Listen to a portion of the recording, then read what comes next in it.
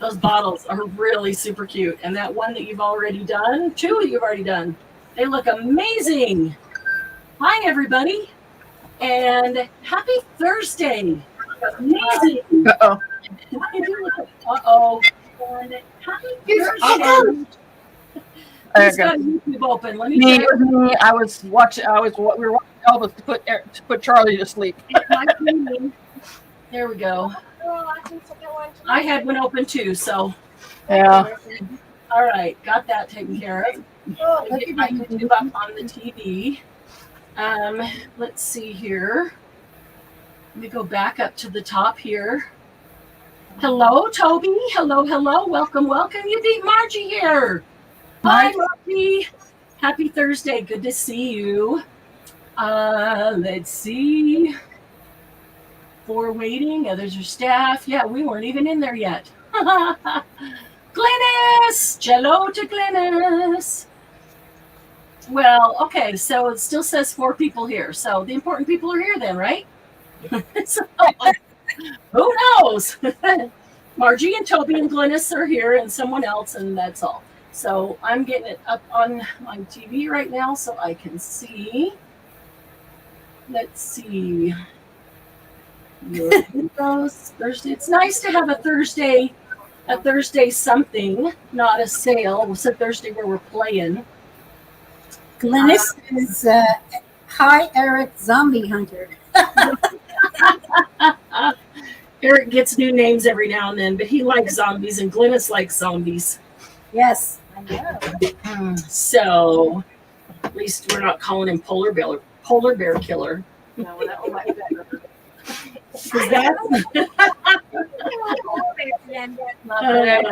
Let's see here. How do I want to think? I'm going to cut a couple pieces of plastic paper here real quick. Come here. We're going to need them. So Glennis is probably playing along with her alcohol ink. Anybody else playing along with alcohol ink? Not Margie. Toby, how about you? Are you playing along with alcohol ink?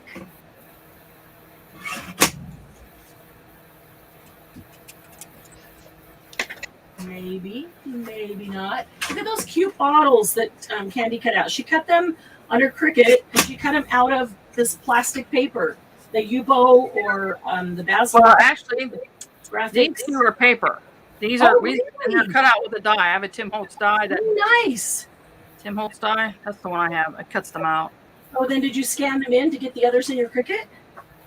No, these weren't on the Cricut. No. Oh, but the white ones to the left. No, I put.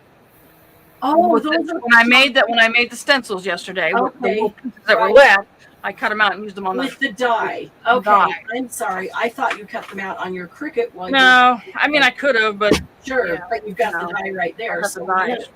And that switch, you just run it right through and it's done. So that is a Tim Holtz die. Yeah. And super cute. Okay, so everybody else will come in when they come in, but we're going to get started. No, I'm putting black on them. So Linda is here as well, reading the chat. Hi, everybody. Fake rust. And Eric is here, of course. We only have him for maybe another week. Eric. He's not shy. He's not shy at all. He's the next yeah, Toby, these are a biggie die. It was hard to find when I first started. It's an old die then, right? It's an old one. Yeah, it's an old one. He hasn't come out with them in a thinlet yet. He's got some bottles in the thinlet dies, but they're more like potion bottles. They're short and fat, and I have that one too. I like bottles. Cool. I like bottles too. Yeah. I might even have a jar stamp and or bottle in the sale coming up, and these look really good. I don't have any of that. When you cut them with acetate and then put the alcohol ink on them too, that makes that's a great idea. Yeah, it is a great idea. Hi, Sheila. And I've used that. I use that cheap acetate that you send all my Stamperia paper in. That we hey? Yeah, but I will use it for the bottles. Yeah. That's a really great idea. And then you can see through them as if they really were bottles. Yes. Yeah. I like that I idea. can't see for a while. Not these ones. These are plastic. Then I've done fair ones. I gotta send you a private chat. We're gonna alcohol ink this. I want alcohol ink. Do you just alcohol ink in here, Mm-hmm. and then you just drop them? Around, shake them up. More stencils than I did yesterday. Hey, Candy, I just sent a private chat. And that is up to you. Oh, well, never mind. There's one right now. Never mind. Okay, let's get rid of this. And let me put some gloves on because I tend to get really, really alcohol-y. All right. There's so many things to do with alcohol ink, so many fun ways to use them.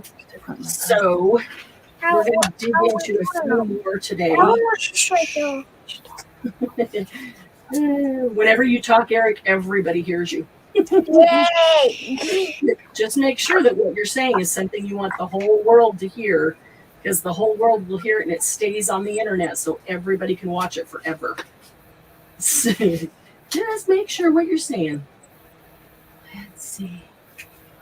Oh, Toby has the stamp. Yeah, those bottles are awesome. Yeah, you just have to fussy cut out the stamp, but her die that's cool. I love the look of that. It's almost like those old milk bottles. Is that what it's supposed to be, Candy? I don't know, but that's what it looks like to me. Yeah, I think it's old milk bottles or something. They're very cool, though. And it's got the 3 sizes on the one die. Oh, wow. That's even better. Yeah. That's even better. Okay, so we're going to get started with some things with alcohol ink. I think all of you were here on Monday or have probably watched on Monday for some good basics. So I'm not really going to go over the basics again. We're just going to continue on with more fun things that you can do with your alcohol ink. And let's see here. Okay, so this is a piece of plastic paper. And I just typically put a piece of plastic paper down on my mat if I'm going to be using alcohol ink and small things. That way all the drippage goes onto the paper, because then I can add alcohol to it and, make something out of it, move it around and add color and whatever I need to do. So it's not wasted alcohol and it's not a wasted piece of paper. So let's start with something really simple here. You're all familiar with flatbacks, right? These flatback pearls. You can get them in any size, any color. I like just these pearl ones because being pearl, you can do anything with them. In fact, let me do this. Let me do that. There's a little bit better, easier to see there. Okay. Oops, hang on a minute. I want to check my auto focus and make sure. Yep, it did. I cannot get it to stay off, even though I click apply every time, even though I set a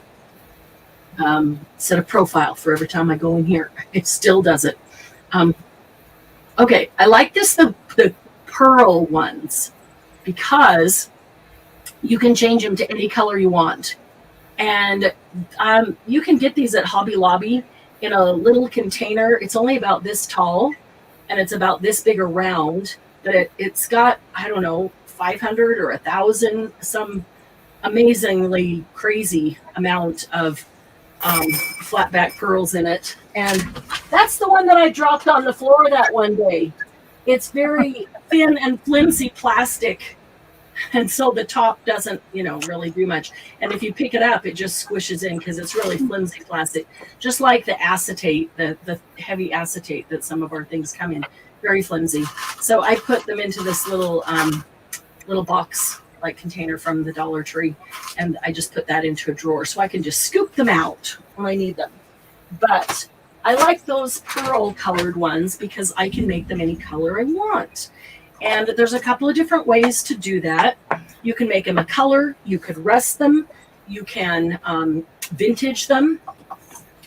So you can use a paper cup. And if you have a little teeny tiny one, I have some out in the garage and I just didn't want to go out to get them. So I had these in the kitchen. You can put them in the bottom of a paper cup and you can put a few drops, whatever color you want in there. And you might put one color and then you might come back and add some more of it, or you might come back and do a different color if you're trying to vintage or antique them. And so you need a couple of different colors to kind of give it that look. So these I did with aquamarine. They're gorgeous. It is such, let's see if the light picks it up.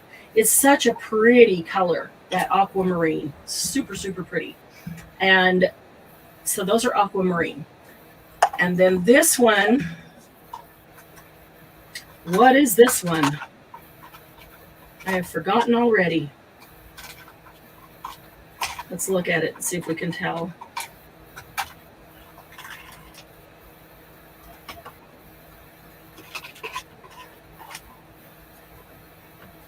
One more. Okay, this one is, whoa, don't go flying. Sepia. This one is sepia. And that is really pretty. Say hi to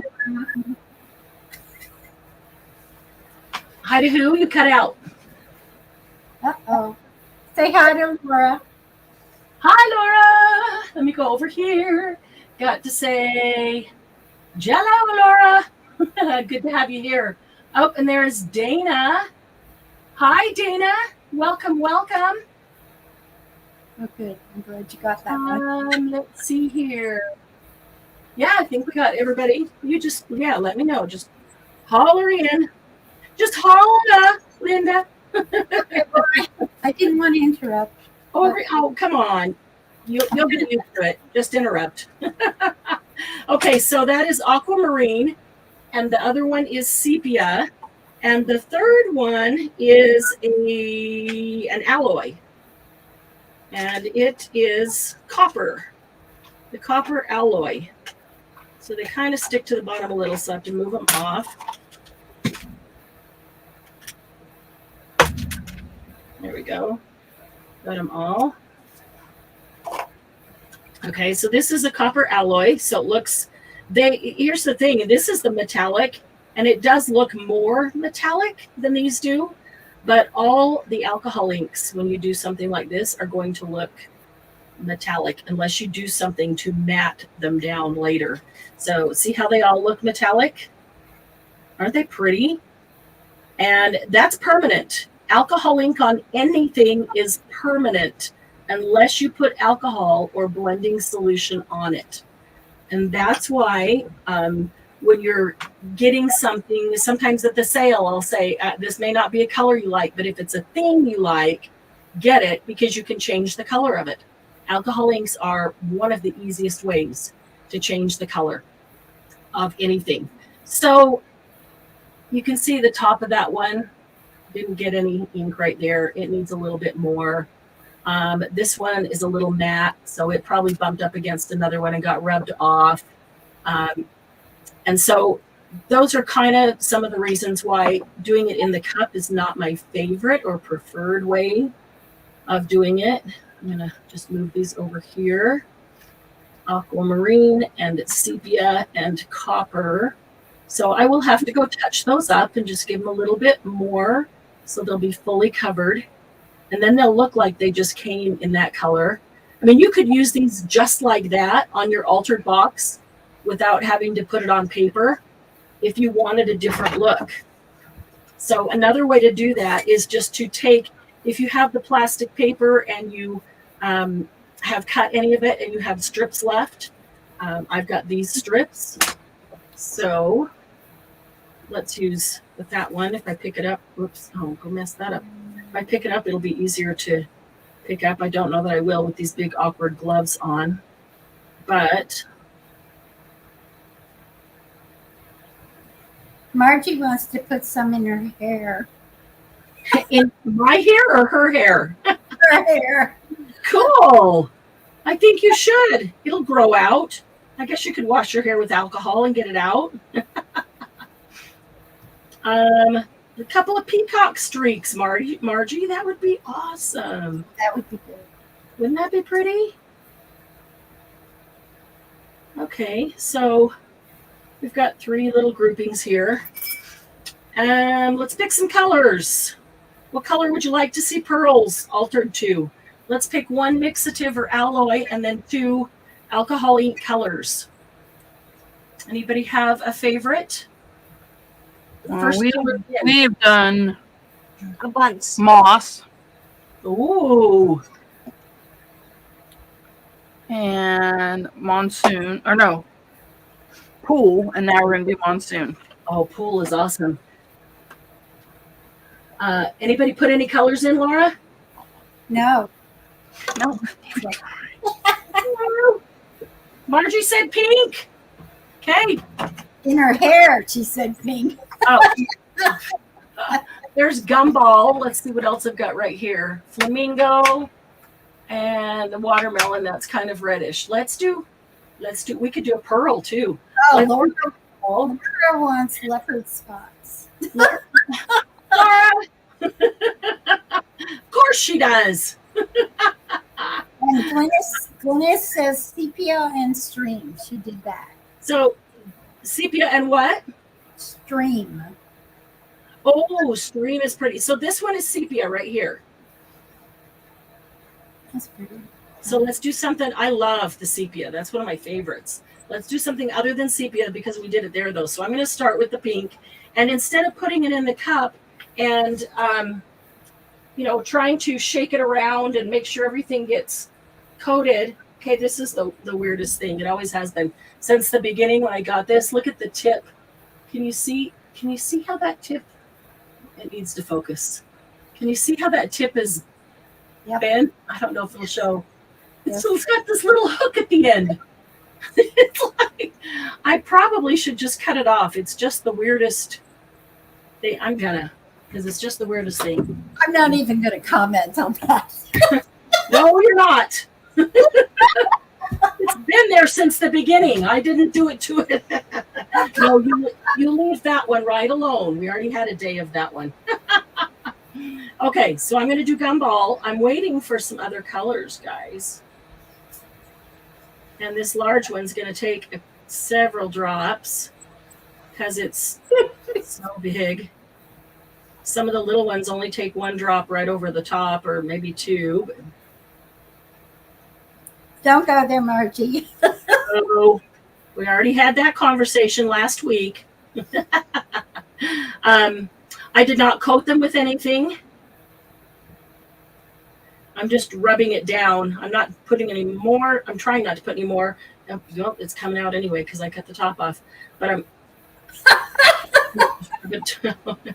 rub it down this side so it gets all the way down. Because there's plenty down here, that's for sure. Come on, somebody, give me 2 other colors. 1 mixative or alloy, and 1. Laura says Christmas colors. Okay. This gumball's kind of looking like a bright Christmas red. I mean, if you let them dry and you put another, like dots of another color, would it work? Yeah, that's exactly. I was going to do her leopard. Okay. I'll show you. Okay, what color are leopards? Yeah, leave pearl on the bottom. What color are leopards?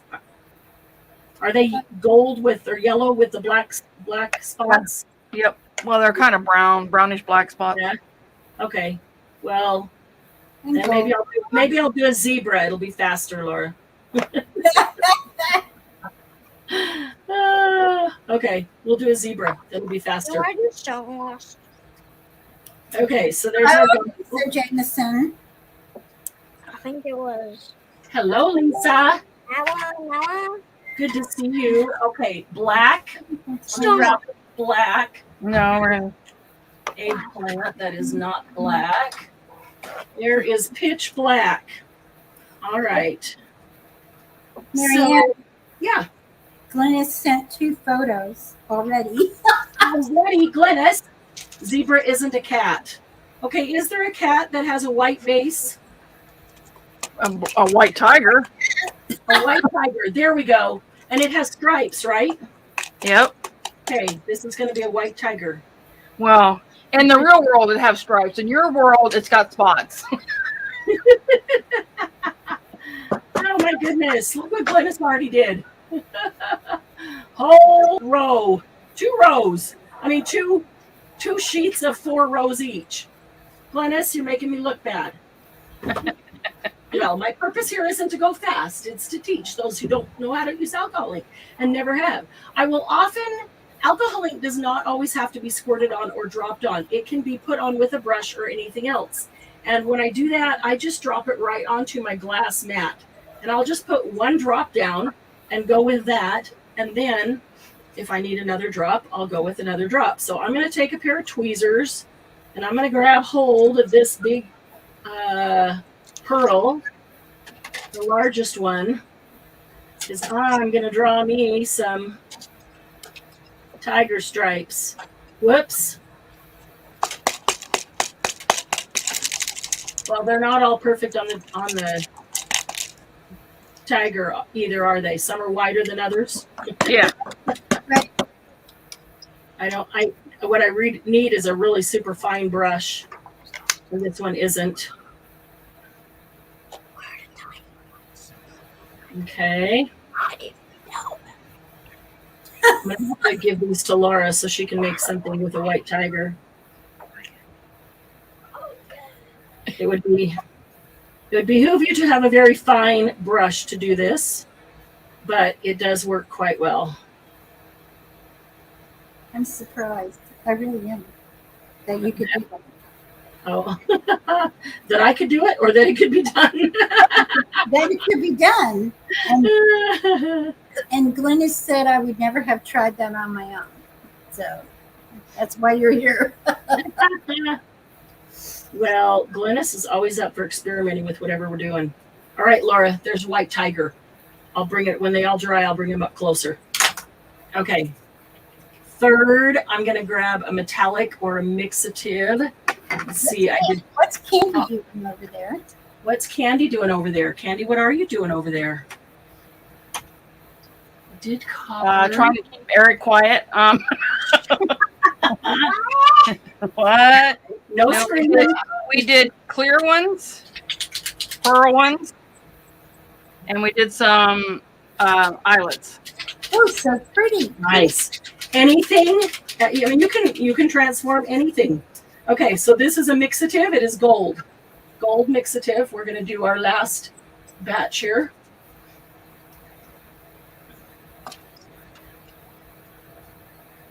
And I'm just going to set it right on the top. This one is not as viscous as the actual ink. These are all alcohol inks, but the alloys, the mixatives, are not as viscous because they have that metallic in them.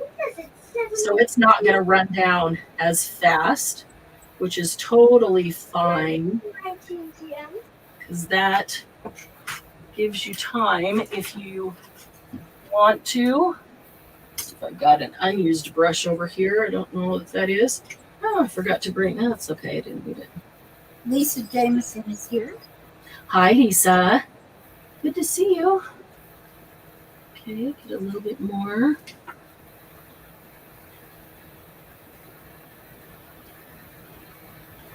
And honestly, I don't usually take a whole lot of time to brush this on. I just I'll put them in a row and go down it and give them enough. That's probably what Glennis did. Give them enough that everything is going to get coated.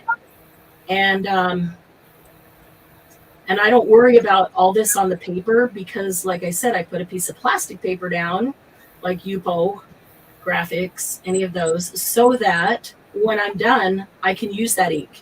So I don't consider it wasted ink if I put a bunch on this to make sure that it gets coated. I don't consider this wasted ink because I am going to use it. All I have to do is add alcohol to it to reactivate it, and it is good to go. Okay, so there is gold mixative. So we'll that looks kind of Christmassy, gold and red and tiger stripe, white tiger. That's actually really pretty, Laura. That tiger stripe is really quite pretty. Let's see if I can get this on the edge. KK's here. Hey, KK. Okay, so it looks red. It's bubble gum. And so they're going to change a little as they dry. So we have gold mixative, so it's a gold metallic. We have white tiger stripe, which is just the pearls with pitch black stripes on them. And we have bubblegum, which really looks like a bright Christmas red. So those are very pretty. All right, so let me move everything this way a little bit, and I'll just set them right over there to completely dry. I'm not worried about the ink on the paper drying either because I can reactivate it with alcohol. So let's see. So to color those things, you can put them in a paper cup or you can do them straight on the paper like that. Whatever is easiest or more comfortable for you. When I just saw a little spot on the gold that didn't get any gold. There we go. Okay, so let's move these guys. Let's move these guys out of the way.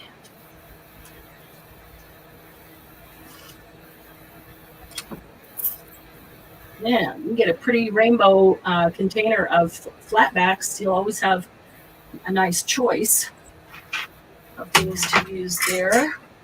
Okay, we might need that. We might need that. Okay, so often when I use alcohol inks, I'm not using alcohol ink by itself, meaning that somewhere in the process I'm using something else as well, because most mixed media, in fact, I can't think of anything where you only use one thing, like you're only going to use this paste and that's the only thing you use. I guess that's what mixed media means. Mixed media means you mix different medias, and media are all the things that have the color. Mediums are the pastes that go down as the base. So let's talk about some different things here. Oh, so much to do, and I can't even decide what order to do it in because so many things I want to show you. Okay, one of my favorite things to do is make little ATCs on the gel plate. And I'll cut them up ahead of time, and I might do them on Yupo or plastic paper. I might do them on watercolor paper.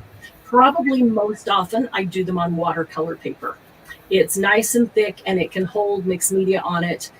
You could use mixed media paper or any of those kinds of nice and thick paper. I just wouldn't use a thin cardstock, or maybe a really heavy cardstock would work, but something that's intended to have stuff on it, like mixed media or watercolor. And of course, the plastic paper works great. Linda, were you trying to interrupt? No. So, every time I guess that you were, I'm wrong. Trying to give you a chance to get in there. So, okay, so there are several things that I will do. This is not from the gel plate. This is just like we were doing the other day where we put down the colors and we moved them around. It got a little bit of texture in it with some powder, some other types of powder. You can use mica powder with them, or anything else that comes in a powder form, like these new Glamour pigments are really cool with them. And then all I did was take the silver foiling pen and go around the outside edge. And so that's just a nice little picture frame right there. If I wanted to do something on it for an ATC and have that be the background, and it's already got a little frame on it. So you can do a lot of very simple things, very easy to do. Okay, so this is one of my favorite kind of things. Hang on a second. I want to see if this other one is right here. Or did I give that to someone? I did. I gave that to someone. Okay. So this being maybe the end result, which is just a fun little mixed media ATC. And let me show you the process for that. We're not going to do it, but I will show you the process. So the process would be first making ATCs on the gel plate. And that would be, well, not like that. That would be just doing color. This has got multiple colors, but it might just be one, it might be two, doesn't matter. Just putting color down on the gel plate and then placing all my ATCs in a row and then pulling them up and have color as a back. Okay, that's how it starts. Then the next thing I do when that is completely dry, I put a stencil on it and I run some paste through it. This could be cream paste, pasta sculptura, there's another one that I like. It's another different brand that, good grief, why can't I think of Light and Fluffy? Any of the, and I like to do them white. That way I'm able to change them into whatever color I want. So any white paste, any cream paste of any kind works on that. So that's just a stencil that I put a part of it over there. You can decide however you want it to, what direction. I don't usually figure out the direction until it's all done, what it looks like to me then. Then the next thing after that is to start putting color on it. And this is a process. The process it is not in a 2-hour window here. The process takes a while. It might take me a week. Sometimes it might even take 2, and that's not working on it all the time or every day, but because I want to just let it sit and rest and completely dry and gives certain things time to react. Linda, what's going on in chat? Margie says she backs her ATCs with chipboard. Ooh, that's a great idea. And Dana is interested in what goes on your Patreon. In Patreon. How about we talk about Patreon for a couple minutes at the very end? If I forget at 5:02, remind me, or at 10:02, remind me that by 5:02 we want to talk about Patreon, okay? Okay. And the very end we will. Thanks, Dana, for bringing that up. We will take a couple minutes and talk about that. Okay, so I put some white paste on it with a stencil, and then I want to start adding color. So this one, you can see the white paste through the stencil, and then it's got something on it. It's got some layer of color, and I'm not sure. It's been so long. So this one's just been sitting in my little container of ATCs. I might have sprayed it with something. I might have smeared something over it. I looking at it, I can't even tell you exactly what it is. It might even be alcohol ink, but I'm suspecting it's a spray. I'll use Tattered Angels. I'll use Stamperia. I'll use Nuvo. I'll use whatever sprays I have. Some Dilutions, Tim Holtz. All of his inks are in sprays.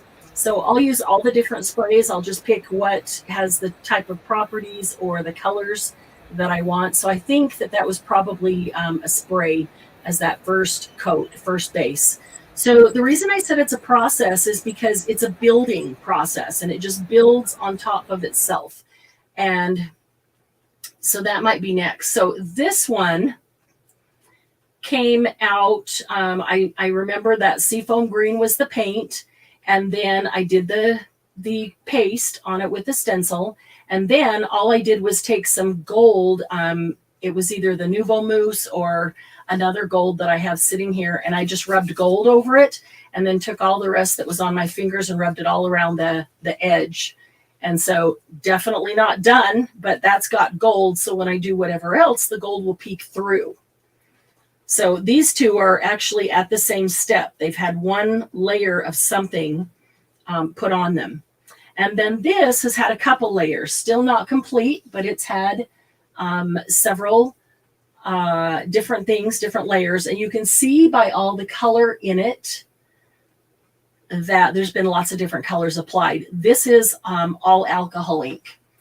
So you can see the stencil pattern, and that was just a white cream paste of some kind. that I put down, and then started doing alcohol inks. So what I'll do, and we're going to do a little bit of that today just to give you an idea, and we can start the process now. We can get a couple steps in before the end because we have to just let it sit. But I might squirt some alcohol on it or spray some alcohol on it, and then put some alcohol ink here and there. I might let it sit and just see where it goes.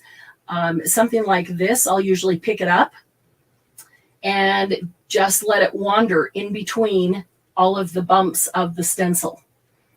And I'll do, usually I'll do one color at a time. Here's another thing. If you're using, whether it's something like this or whether it's a big piece like this, and you're doing something that we did the other day, like this, you don't have to work on the entire thing at one time. You can start, this got stacked underneath something and all that gold got scraped. Shoot, now it's got, well, I might just have to reactivate it, put a little more. If I reactivate that, it'll get rid of the scrapes. I really liked that one too. That's a bummer. Oh, well. You don't have to work the whole thing at the same time. You can put down some in one area and work that until you kind of like it. And don't think that that's going to be the final. So don't get it to where you love it and you're married to it, because when you do the other parts, this is going to change too. But get it moving and get it, going in a form that you like. And then you can put some down next to it, and then over here, and then over here. And so it all starts to come together, because if you put alcohol on the whole thing and try to work the whole thing at one time, it dries. While I'm working over here, it's going to dry over there, and I'm just going to have big clumps of color because it's all dry, and I'm going to have to use more alcohol to reactivate it. So just remember that you can just work one little area at a time, one thing at a time. So on this one, I'll put down one color at a time and let it run throughout, and I'll let it sit a bit for that color to dry, or pretty much dry, and then I'll do the same thing with another color. So pretty sure on this one I've got Sienna and Patina. I can see metallic gold, and that might be teak wood, maybe espresso, but probably teak wood.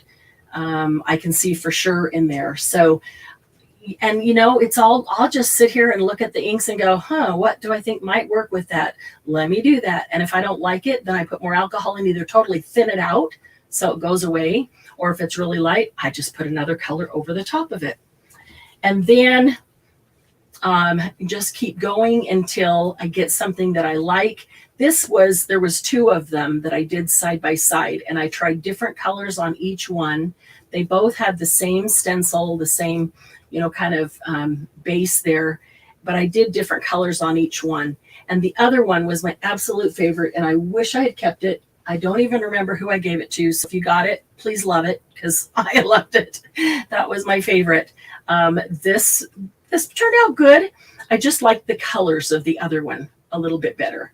But this has got rust and patina and copper or bronze, or maybe both. There's all kinds of, most of the time I can't even tell you all the colors that are on there, because like I said, it just kind of, do it as we do it. So we could start with this one. Okay, here's the other thing. A lot of times I will just try things on ATCs. So what I pulled out here is a stack of things that I do not love. I might absolutely not even like them. I don't love them. Or it's just a base. This just came straight off the gel plate. So that's a base to start with. And this is when we were trying some of those other products with to see what they did. And it's a clear product, but it gives you that elevation. And if you put it on certain colors or kinds of paper, you would see that. So we were just, trying it out. That I like. It's just not done. These didn't turn out. I love the colors, but just didn't turn out at all like I was thinking. So they definitely need something. And these, those were magicals on the watercolor paper underneath. And then the stencil over it. That's the paste, the magicals on the paste. I don't know. They're not done. I don't like them. So this is a stack of things that I don't like, or is just fresh off the gel plate that needs something done with it. And so I'll have a stack of ones that are done or that I do like and they're in process. And then there's a stack, and there's probably 3 times that many of ones that I don't care for that need to start a process. And then these are artist trading coins, also ATC. So ATC rounds or round ATCs. And these were ones that we did with fingernail polish, the nail polish dip. I might like the colors, but they may not seem done to me, or some of them I just don't care for. It just needs something. So these I will work as well. I might add some texture on them, might not. They may not really need it there. So some of these are on plastic paper and some of these are on watercolor paper, and like that. I don't remember what the product is, but I remember that new product, and I thought, oh, I'm going to put it over the top of that, see what it does. That's just weird. Weird look. So nope, not going to keep that. That is just strange and very pink. So that silver did not look good down in the cracks all by itself. It's just 2 silver cracks in your face. So yeah, these are just ones that I need to work. These are Yupo paper, the plastic paper. So they flexible, very easy, and they don't tear. So, and like I said, some are watercolor and some are the plastic paper. The reason I use both is because once you put the color on it, once you put that polish on it, it's sealed. Once you put paint on it from the gel plate and then paste, it's got a seal there. So when you put the ink on it, the ink will move. I will not put ink straight onto watercolor paper. Alcohol ink. Alcohol ink is going nowhere on watercolor paper. It is just going to soak right in. It doesn't have anything. Alcohol ink has to be used on a non-porous surface. So if it's already got a layer of paint or something on it like the paste that we want it to stick to but move around, and we can add alcohol to and not destroy it, then we can use alcohol ink. Linda. Yes. Glennis wants to know, have you mixed magicals and alcohol ink? That I have not done. And Ma's place is here. Oh, hey, Ma. Good to see you. For a minute, I thought you said Laura's place. Like, what? Maybe we'll have time to get to that today. I'm not going to spend a lot of time on these, although maybe we do this on a Saturday Night Live, because I suspect that just, telling you the steps or the process, that there's some of you that are really going to want to see that process. There's just so many things that we want to do today. But let me give you a kind of a start. Well, we can use this one, or you know what, another one that would be really cool would be this one with the numbers. Would be a cool one. And one of these little round guys that's kind of ugly. We could use one of those. Okay. So sometimes I'll try to make it flat so that it won't all pool in one place. Sometimes I'll put alcohol down first. Sometimes I'll put the ink on first and then spritz it or squirt it with alcohol later. If it is watercolor paper and there's not a bunch of layers, then I'll typically put the alcohol down first, because it needs that as a base. So when we've got things that are raised, I know that I can put some ink down and let it go in between, and it gives it a cool background. I also know that whatever I do on the raised parts, when I'm done, I can also run back with something like a metallic of any kind, whether it's an ink with my finger or a mousse or a foiling type thing, and I can just kind of rub and buff a little bit of that over the edges of that. So these two are both watercolor paper. This one is plastic paper. Let me grab a drink here real quick. Let's do one step and get these started, because then I really want to move on to some other cool things I've got here. Let's see.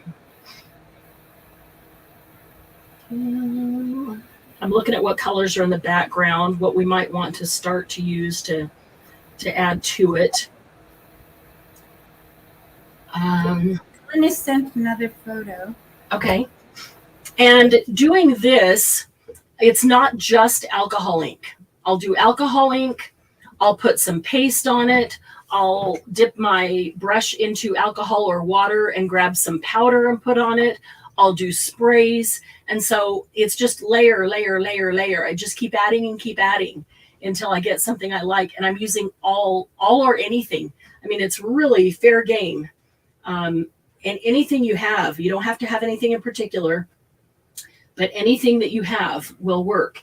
And so don't think I need all the alcohol inks. There you go. That's gorgeous, Glennis. Glennis, type in what colors you used for that. I think I see Monsoon. And she took, that's really pretty. yeah, she took a brush and did her gold after the fact, which is perfect. I'm feeling like I see Monsoon and Sepia and pitch black. Possibly a lighter blue too. That is really, really pretty. Glennis, what colors did you use? It's on vellum with gold brushed on. Yes, I put a short up on YouTube. It's literally 11 seconds showing how I put a little bit of the gold right on the glass and then take a brush and dip it in the gold and then make those little gold lines on that photo after you've done the alcohol ink. So check that out if you want to learn how to do that. You don't have to use those metallics with the ink while you're doing it. You can use them after the fact. So again, we'll spray, we'll alcohol ink, we'll do all those things. So let's just start this out though with some alcohol ink. And this is awfully green. Green. What else do we want to do? Let's see. I'm thinking maybe we'll take it to a stream, which is kind of a green blue, and maybe we'll add a little bit of sienna. So let's start with just the stream.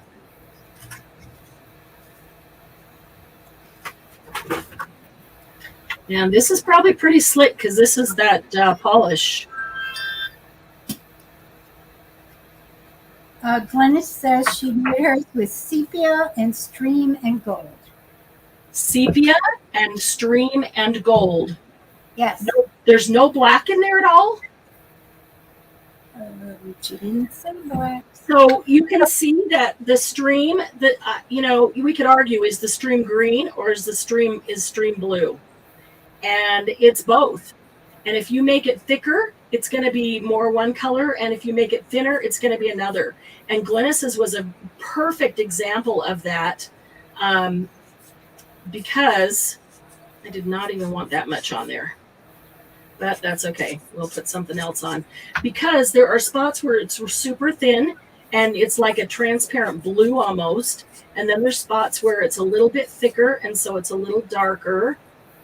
And it looks like a totally different color. So I'm not going to worry about those fingers because I'm going to add a little bit of sepia here.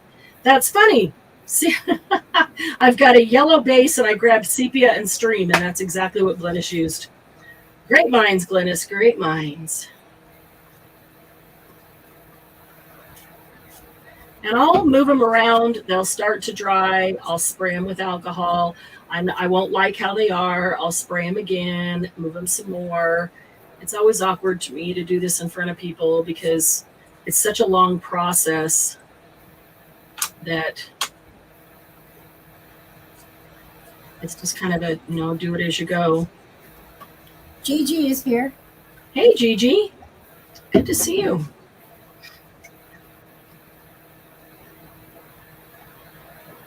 This could almost be made to look like a globe, a world of sorts.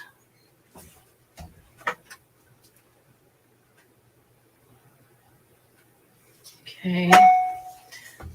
I'm going to get a little more stream over there. Maybe one more. And then I'm going to let this dry.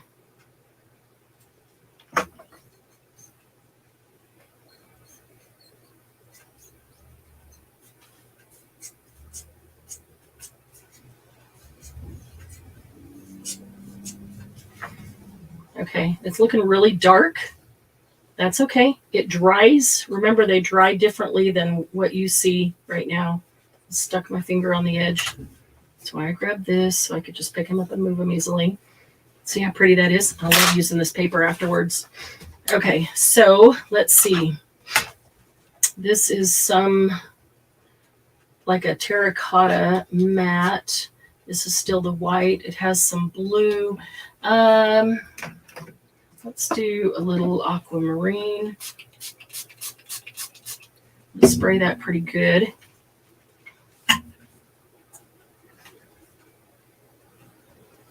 And because I kind of want it to run everywhere, I put 3 drops instead of just 1. And then I'm going to tilt it around and let it run between those raised stencil parts.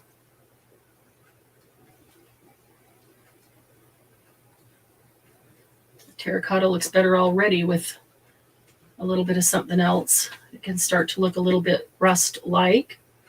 That's another thing. I've been using a lot these vintage patinas. We tried them out a few weeks ago on a Monday, just pulling them out of the package, and I wasn't super crazy about them, but because I didn't get them. I mean, I didn't understand them.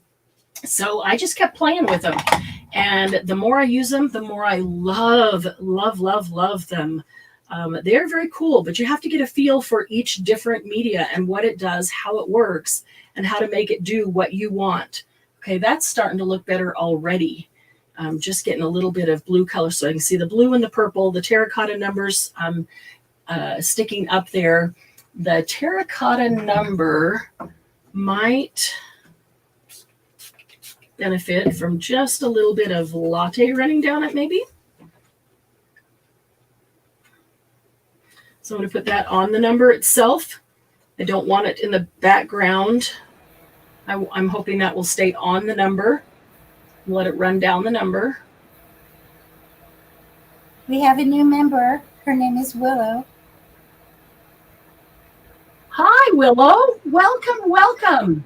Willow Alcier. Ooh, nice name. Newbie. Oh, Ma's place. Thank you, Ma, for inviting her. Oh, yeah, we are a good crafty channel, and I guarantee, I'm sure this is why Ma invited you, I guarantee that group of people there in chat with you, Willow, is the nicest group of crafters you will ever meet. They are awesome. In the description box is a link to our Happy Paper People Facebook group. We invite you to join us over there. If you answer all 3 questions, it'll let you right in. You won't have to wait to be admitted. So join us there, and then make sure you subscribe to the channel and hit the notification button, because a lot of the fun happens here on YouTube. So we don't want you to miss out on anything. We do have a ton of fun. We laugh and craft a lot because laughing is great medicine for everybody. Okay, we're going to let that dry a bit before we keep adding. We will keep adding. Hello, Willow. So glad you're here. Willow, what part of the country are you from? Or what part of the world, I should say. Let's see. I think we'll get some. Moss Place says she met you at the hippie hut. The hippie hut? At the hippie hut. Oh gosh, that's like, I feel it's on the tip of my tongue, but I can't think where the hippie hut is. Wait. Restaurant. Hippie hut. Is that right, Ma? The hippie hut in Arizona. Oh my gosh, that has been a long time. I've never been there.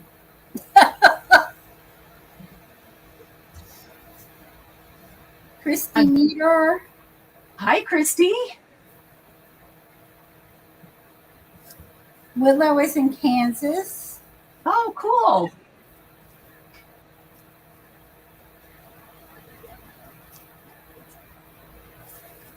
Okay, that's pretty much what's The Vintage Hippies channel. There is a restaurant in Arizona called the Hippie Hut. The Vintage Hippies channel. Oh gosh, that has been a long time, Ma.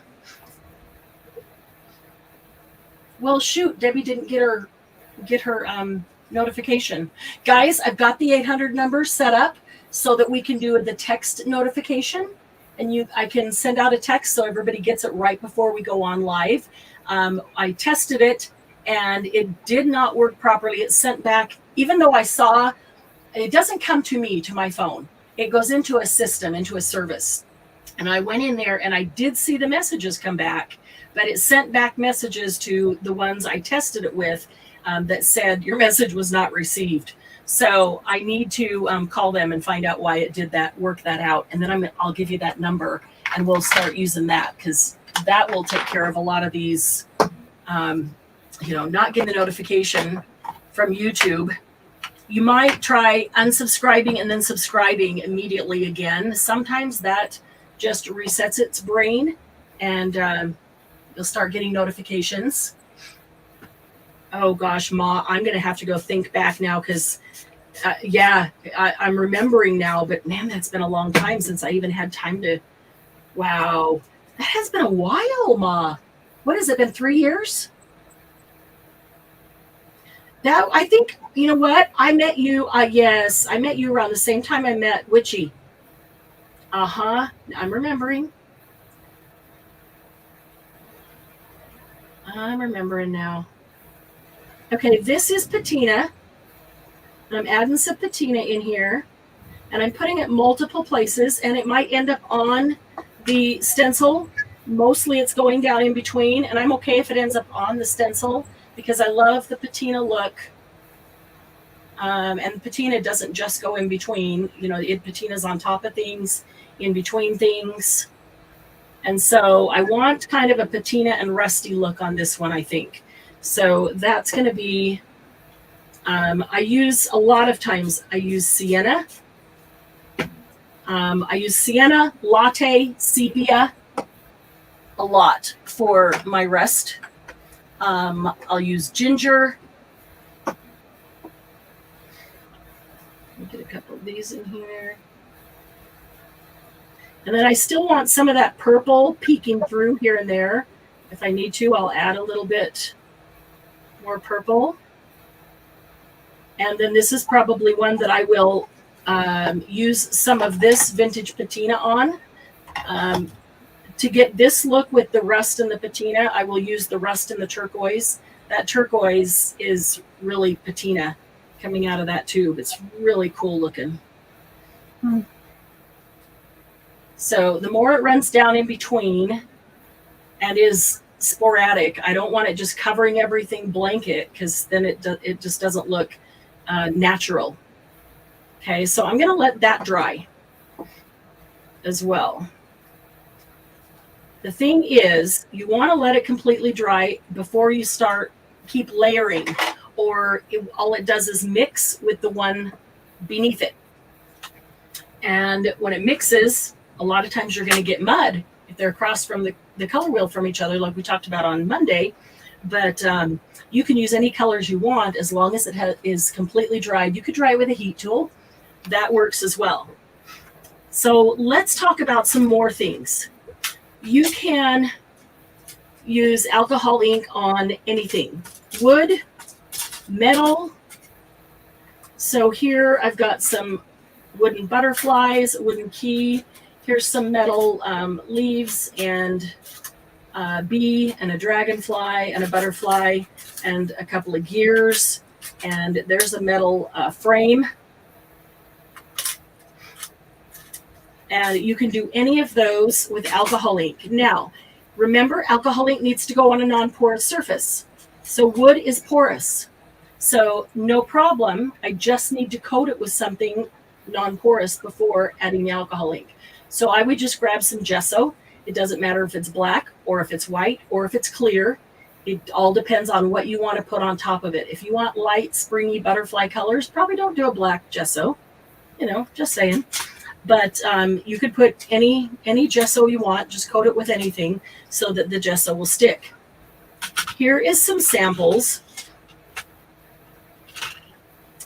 And again, these are not 100% alcohol ink. This one on the right is metal. This one on the left is wood. And these both have alcohol ink on them. They also both have this vintage patina on them. They both also have a little bit of rusting reagent. I love using alcohol ink with the rusting reagent, and I'll show you how I do that right after this. They both have a little bit of glamour paste, not the black one. They have the ancient pink and the turquoise. Margie, the day we did these, you wanted one of these. I want to say it was the ancient pink, but I'm not positive, and I can't find my paper. Do you remember which one it was you wanted? The ancient pink or the turquoise? I don't think it was the black silver. And so wood and metal can end up looking exactly the same.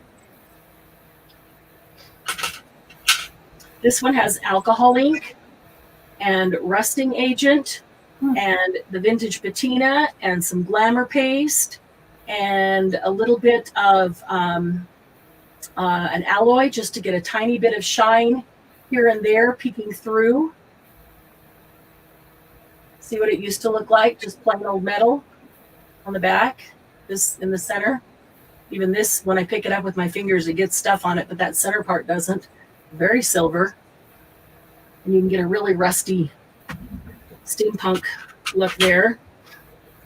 This is a charm, like to hang from a necklace, and it was silver, and I put black gesso on it, and then I used alcohol ink and some paste and a little bit of rusting agent, so you can see a little bit of rust starting here and there. Here's another one. This one is also a charm. It's got a hole in the top, but I might use this one on my altered box. Standard charm back.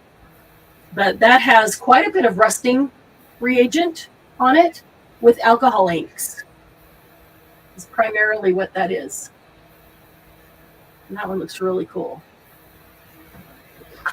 So these guys, I love doing the little bits and bobs like this. And this is, I'll show you how I do this. These guys are rusting reagent. That is this, the rusting reagent and alcohol ink. Those are actually metal buttons. And this is a charm. The key is a charm. And they are just caked in rust.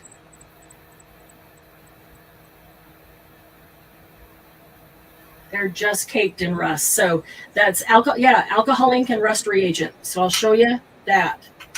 And then remember when Laura taught us how to do the flat backs on the paper to make the rivets. I loved that idea. I've never thought of it. It was brilliant.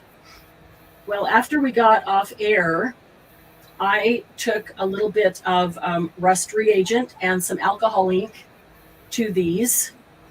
And you can see rust forming at the base of the little flatbacks there. And I also used both of these patinas, the rust and the turquoise, which it's called turquoise, but this is it. It comes out looking patina. I used both of those on these, and I loved that. That was a brilliant idea. Okay, look at this one as it dries. Alcohol ink is always different when it dries. And that sepia will start to look like rust. And even when it goes over the top of the patina, it really starts to look like patina. It's not done. It's too bright green and white and, rust. We still need to work with it. Okay, so here's another one. Some of you saw when I made this little book cover. This is watercolor paper, and it absolutely feels like plastic or leather. It is so cool. This is just watercolor paper, and this is all alcohol ink, which is amazing. Alcohol ink on the edges to make it darker and distressed. So I started, like usual, on the gel plate, just getting some color on it, just a general light color that coated it. And then I took a stencil, it's a big round stencil, so the whole thing didn't even make it on, and put some paste through it. And then instead of letting it dry itself, I put the heat gun to it. So the heat gun to the paste causes it to bubble. It causes it to expand. So it bubbles up. You can see some of these are nice big bubbles. And then some of them will drop and burst. Some of them will just cave in. Some of them will flatten a little bit. And some of them stay that way, stay up, that high. I just loved that look that was so natural because it wasn't uniform at all. And then I just started playing with the piece of paper.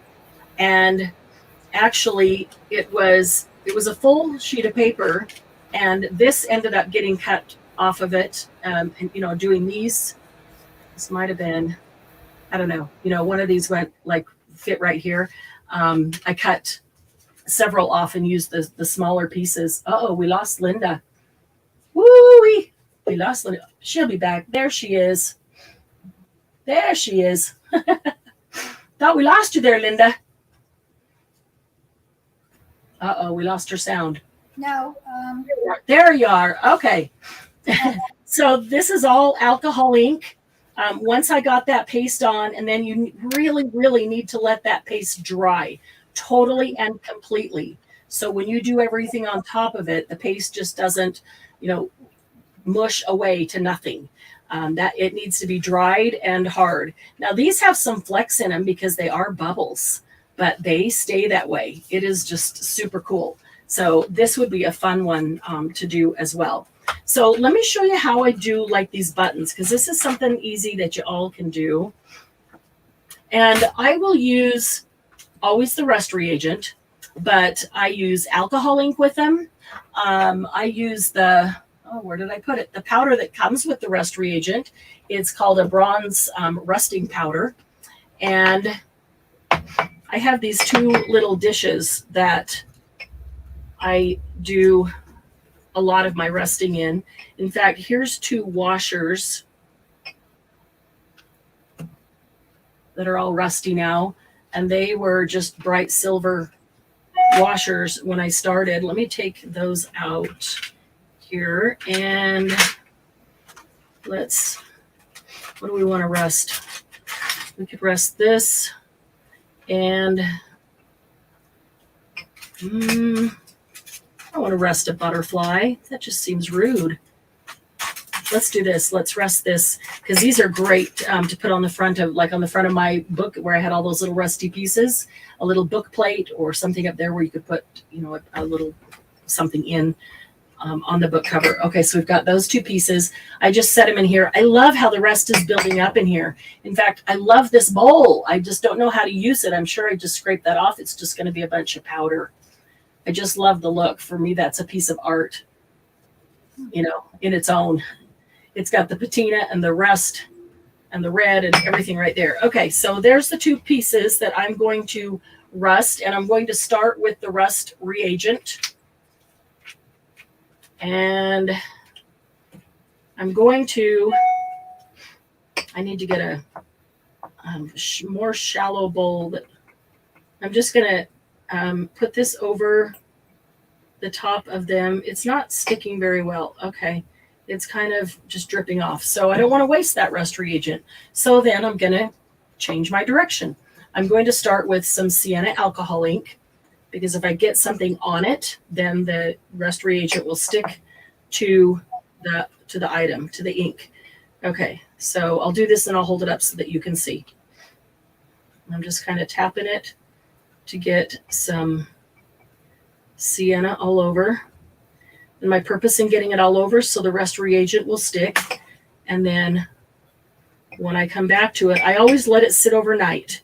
and then come back tomorrow. But we'll see if there's anything we can do within, the hour that we're here. But I'll come back tomorrow and do the next step, and I'll let that sit overnight to get really good rust.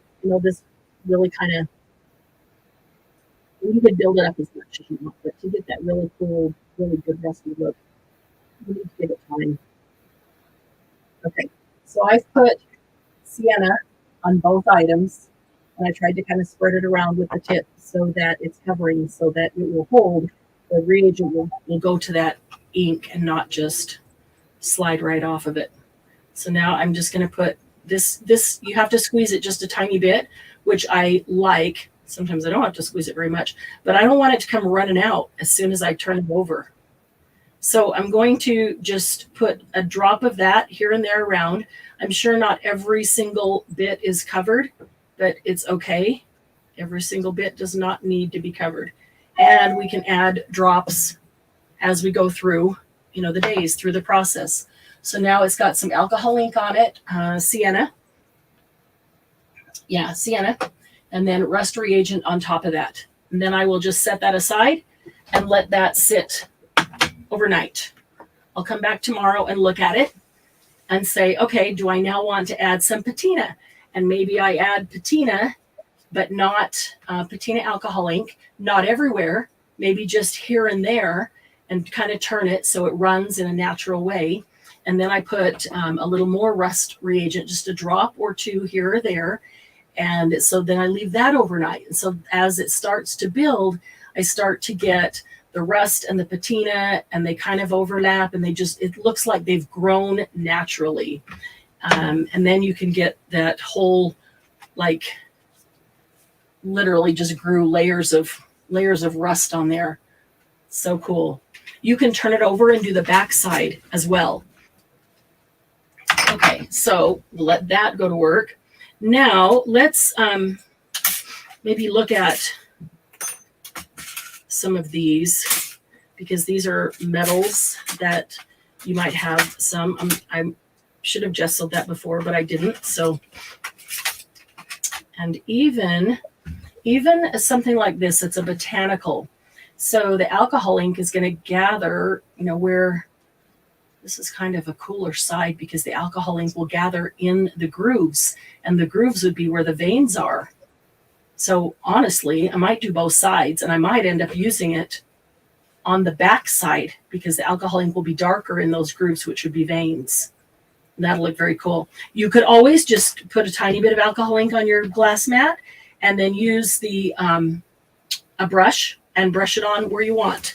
And I don't know, maybe I'll do that on the bee in order to get his body black and white. But I don't know. These are things. Where are we on time? Oh, shoot. We only have 45 minutes left. Maybe we won't get into those. There's so many things to show you guys. So many things. I could see sitting down and these taking a while to do them so that they actually look like the animal, the bee, the butterfly, and I'm going to do this. I'm just going to get this drop of stream. Almost have to do a drop on every leaf. Get a few in there. Two.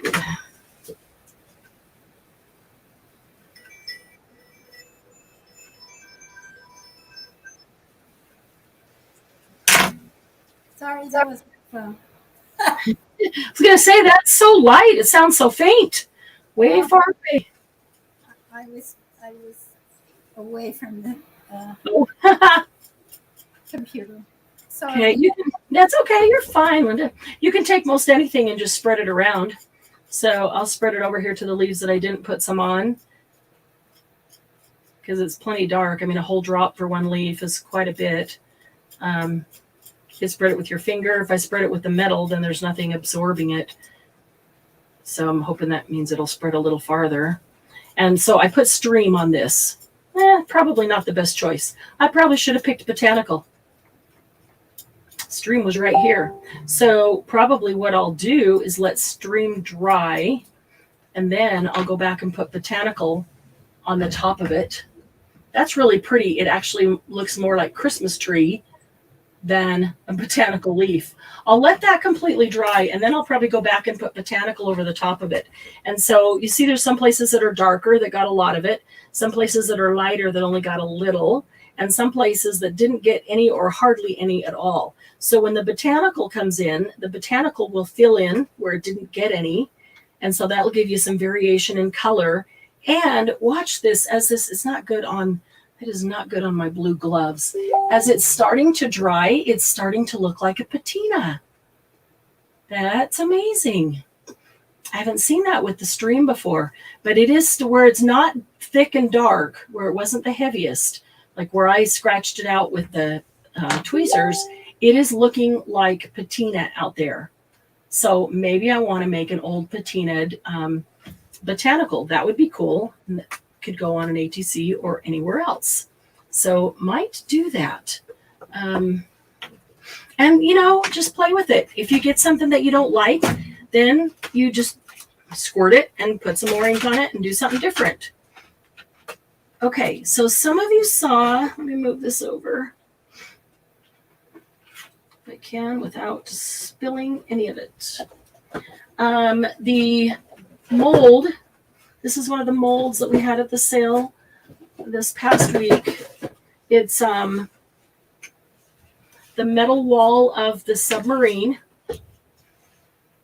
And I showed you that I had it in,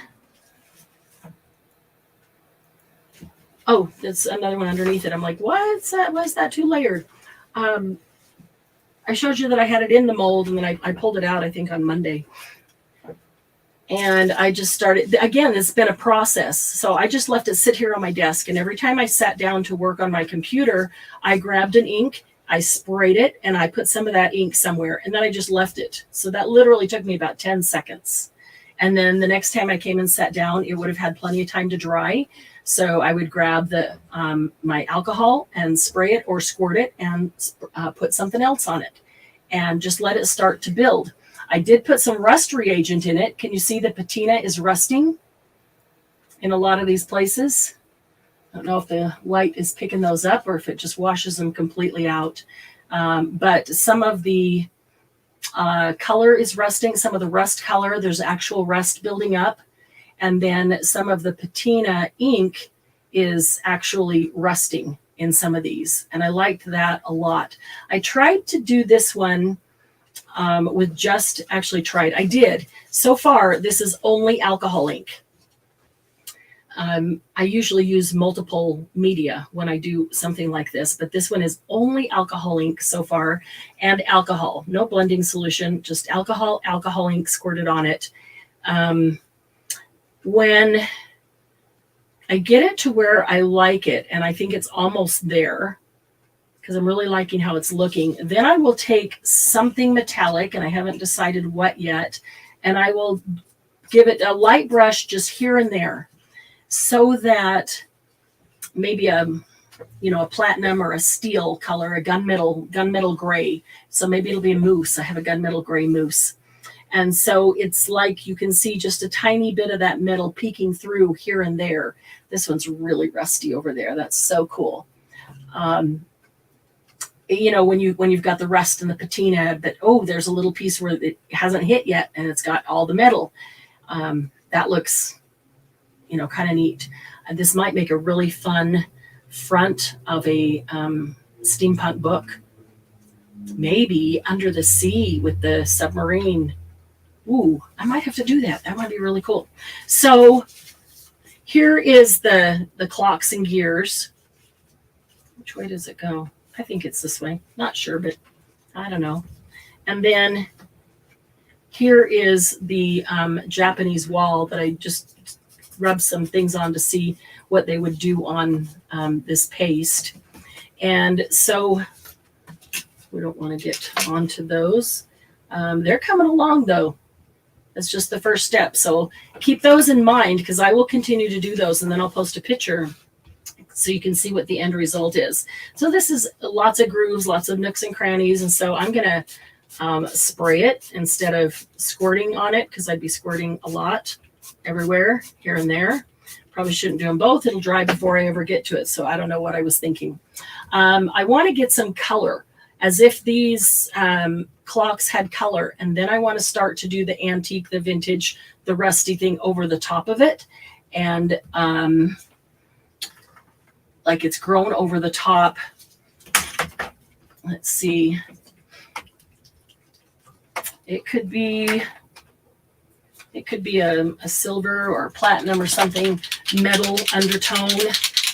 Yeah, see, the alcohol's already dry, so I shouldn't spray it. And usually, it's really awkward doing it, you know, where you're trying to explain it or people online watching, because it's not natural. Usually, I'll look at it, I'll decide what inks I want, what colors I want, or at least what one I want to start with. I rarely know all of them I want, but I might say, oh, I want to use some silver as the metal base, and I know I want to get some more blues, turquoise, whatever in there. And then after that, I'll vintage it. But I'll pull those out. I'll have them right here. I'll even get the lids off so they're ready to go. And there is not a problem leaving the lids off of your alcohol inks and your mixatives and those things. So don't worry that you need to put it back on every time like we do some of our glues. You do not have to do that. So let's see here. All right, so we're going to start with a little bit of that metal. So I'm just going to spray the top half of that and give it a few drops here and there. And I'm going to spray it a little bit over it, because remember, the metals are not as viscous, so they need a lot more to move around. And the more alcohol I have on there, the more they will drip and run like this, which I want them to do. The more they do that naturally with the alcohol, the more natural and real it looks. Me trying to paint them, it never looks the same. It never looks as good as when they just kind of do that on their own. Okay, now let's come down here to the bottom half. This might make a good front cover for a journal of clockwise. That would be cool. And let's give it a little more.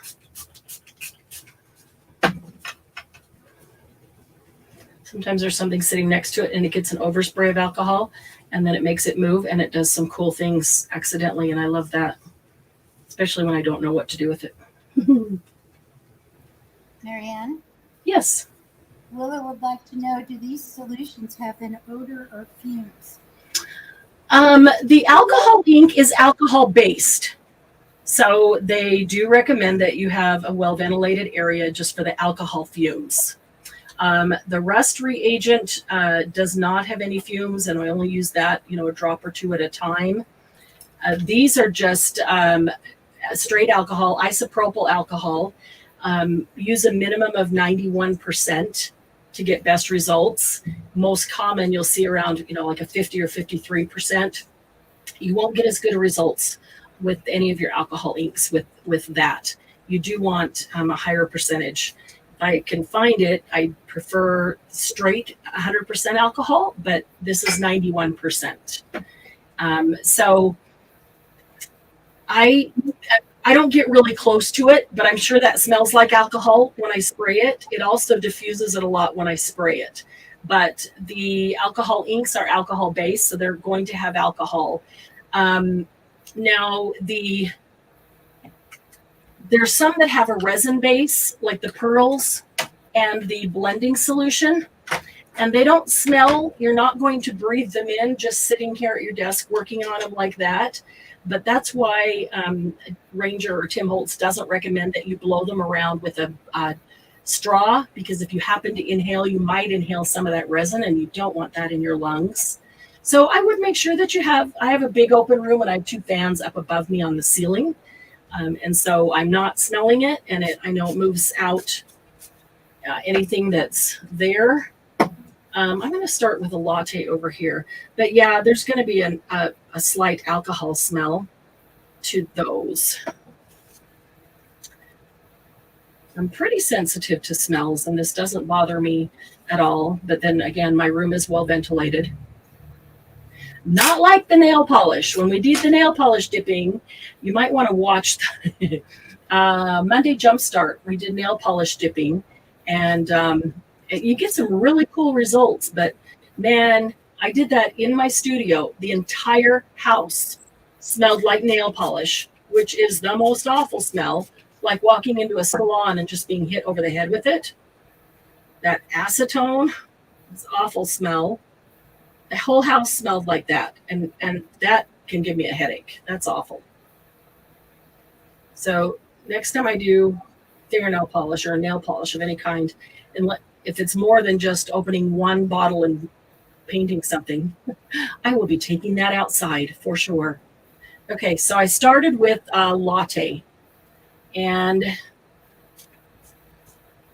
you can move it around, and then it dries, and you can squirt it again. And I love that it's going, when it goes into the grooves of the Japanese letters, it's going to be a little darker in there, and I love that, to be able to see them. I want to make sure that in the end, I can see those Japanese letters in the wall, those words. It's a wall of bricks with Japanese writing on it. And I do want to be able to see those. So I love how it is going in. Okay, so I want to get something complementary to latte, maybe just slightly darker. Let's try, or maybe a little more orange. Let's try a terracotta. Ooh, that's kind of orange red. I don't know, we'll see what we get. But the wall wouldn't be all exactly the same, so. Marianne, Yeah. please tell Toby what kind of plastic paper you are using. Oh, yeah. You could use a Yupo. Basil makes a plastic paper, and what I'm using is Graphics. I believe in the group we have I'm going to get it and carry it in the shop as soon as the website's live. Because this Graphics paper is half the price of the Yupo, and it's just as good. I have tested it time and time again, side by side, and you can't tell a difference. All you need is a plastic craft paper. If you go to Amazon, if you want it right now, if you go to Amazon and go to Amazon and search plastic craft paper. If you remember, you could even put in Graphics, Grapphix. And that is the least expensive brand that I found that is super good quality. And that's what I'm using. These right here of these molds are just Stamperia pastes that I put in the mold. The mold looks like this. They're thin texture solutions molds, texture impressions. So that's what the mold looks like. And then I just put the cream paste in it, make sure there's enough to cover the whole back. And then I let it sit there for a few days to make sure it's completely dry all the way through, and then just peel it off. And that works great with any of the cream paste type of solutions, even if they're colored. Okay, that's starting to come along. Pretty cool. That added just enough color that now it's looking like a Japanese red. Oh, it's not red, but it's starting to look more like it's on the wall of a Japanese pagoda or something. That's starting to look cool. I do want some patina in there, as if it's an old. I've got cracks in it. I love that. I'm going to leave them. I'm not going to fix them. I want it to look really old. And so cracked and patinaed, maybe a little rust. This would be a really cool one for a cover of Sir Vagabond in Japan or Oriental Garden. Oh, and guys, we're skipping the sale this week. I know y'all know that. That's why we're here today. But I pulled out all the rest of the Christmas stuff, and I got so excited because I had Christmas stuff in there that I totally forgot we had. And so our next sale will definitely do some Christmas stuff. And this is good. This week it's really giving me a chance to regroup and reorganize the warehouse to see what we want to do with what. You got music everywhere, Linda. Okay, that needs a minute to dry. It's moving around nicely, but it's also puddling because there's a lot of alcohol because I've kept working with it. But then there comes a point where you got to let it dry. Sorry, Marianne. No, you're totally fine. You are totally fine. It's quite entertaining. I like it. I know. I was trying to turn on YouTube so I could comment to everybody. I can't. Oh, can you do it on your phone? You won't be able to do it on your computer while you're on StreamYard because they will interfere with each other. Yes, it makes noise. Well, also it will give us that echo. That's why we can't have another YouTube open while we're I know we don't. YouTube, but yeah. But on your phone, you could. Let's see. I'll try for next time. Okay. That's right. And you can't type in. I learned that when I was guest on Laura's. That I even here that as a guest I couldn't type into the chat. I'm like, I feel. What's the word? Kind of helpless. I can't type. But there are questions I can answer that I don't have to ask you. Oh, just read them out, and then you can answer them out loud. Well, there's so many things. I mean, go for it. All right, what do we have now? I think it was a while ago, and I was trying to. As they come to you, as they remember, you can just say, "So and so asked this. Here's your answer." Well, but it also lets me know what people are wondering about, even though you're answering them. That's fine. All right. Willow says she's a COPD patient, and that's why she needs to know whether it's. Yes, absolutely. Willow, you would be okay using these, but you definitely need to be in a well-ventilated area. Are you on oxygen, Willow?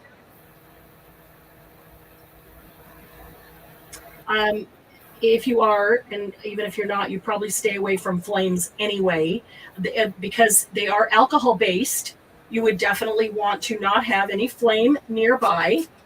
And yes, I went through something where I was on oxygen, 4 liters of oxygen 24/7. So I totally understand that, and am pretty sensitive to these. So if as long as you're in a well-ventilated area, that's going to be your key, Willow. Okay, she hasn't answered yet. Okay, that's okay. Sylvia wants to know, is it the graphics plastic sheets pack of 12 or more? Yes, I think the one I got was a pack of 25. It might have been just $1 less getting a larger pack. Hi, Sylvia. I didn't even see you come in. Awesome. Okay, I've pretty well saturated that. I want to start giving it a little bit of. Yes, Willow says yes, at night she's on an air concentrator. Okay, yep. I totally understand where she's at, what she's doing then. So yeah, just make sure you're in a well-ventilated area. So she's worried. So I was going to. Thank you. Sure. Oh yeah, just read them out and answer them right there, or whatever. Even if you're answering them, it helps me know where people are at and a little bit more about them, which I really appreciate. And what kind of things they're asking about. I don't have to answer everything. You can, but I still like to be in the know about their questions. Okay, Laura wants to know, are the sheets on Amazon list in the group? I believe that they are. Candy, can you answer that? I'm pretty sure that they are. I'm pretty sure we put them on the affiliate list in Amazon, and I'm going to see if I can. I need to get hold of graphics and see if maybe I can get a bulk price or something to get them a little bit less expensive for us. And I don't think they are. You don't think they are? Okay. No. Oh, I really thought they were. Nope, you never gave those to me. I'm sorry. My bad. I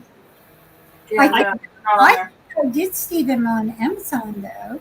Yeah, they're on Amazon for sure. That's where I got them. All right, so put them on your list. Put them on your. Okay. Candy may be able to find them now, and she'll stick them in the chat. But if not, we'll put them in the group. But put them on your affiliate list. Yeah. I'm going to put some too. Oh, Candy, yeah. Shoot me the link if you find them, Candy, so I can grab an affiliate link. That would really be appreciated. Okay, so look at our colors here. So we started with aquamarine. We've got a little bit of Stream. Nope, we didn't put Stream on that. We put Patina on that. We've put some Latte on that, and some, we put a little bit of, nope, Terracotta was over here. We put a little bit of Sienna, but it's mostly Latte with Patina and Aquamarine.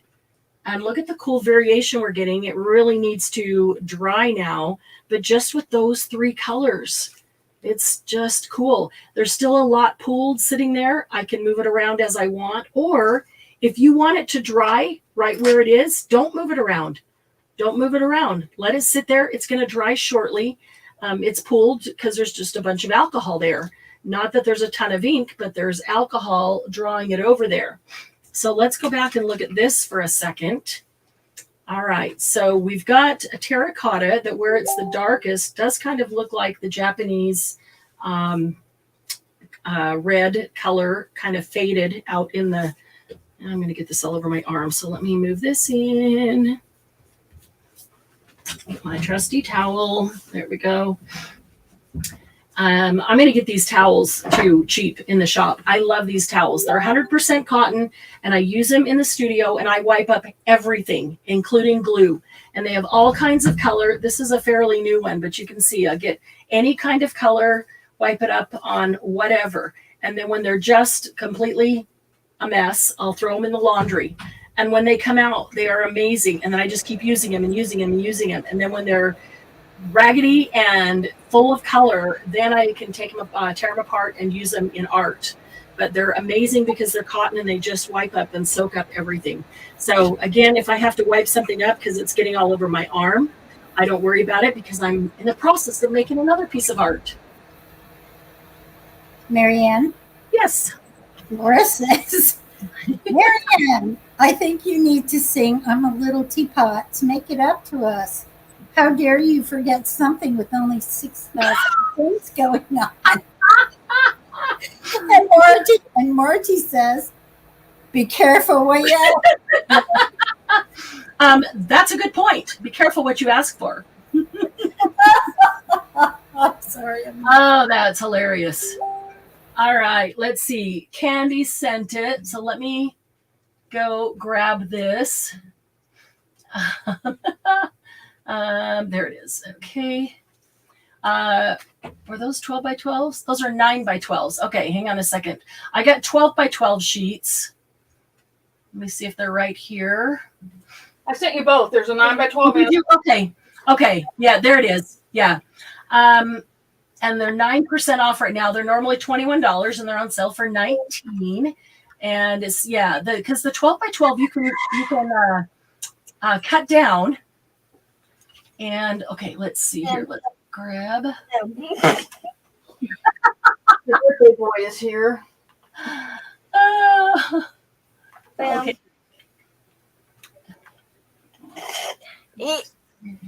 Hi, Eric. Happy birthday. Oh, it's Charlie's Oh, birthday. Charlie. Hi, Charlie. He just woke up from his nap. I didn't hear you say birthday boy. All I heard was boy is here. That's how I figured it was Eric back. Yeah. Hi, Charlie. Happy birthday. I've been here. He's never left. Oh, you were just being nice and quiet and crafting. I muted it so you couldn't hear him. Oh, that's hilarious. Okay, let's see. This should be, there you go. Okay, there's a link in chat right now, and that is to the 12 by 12 pack.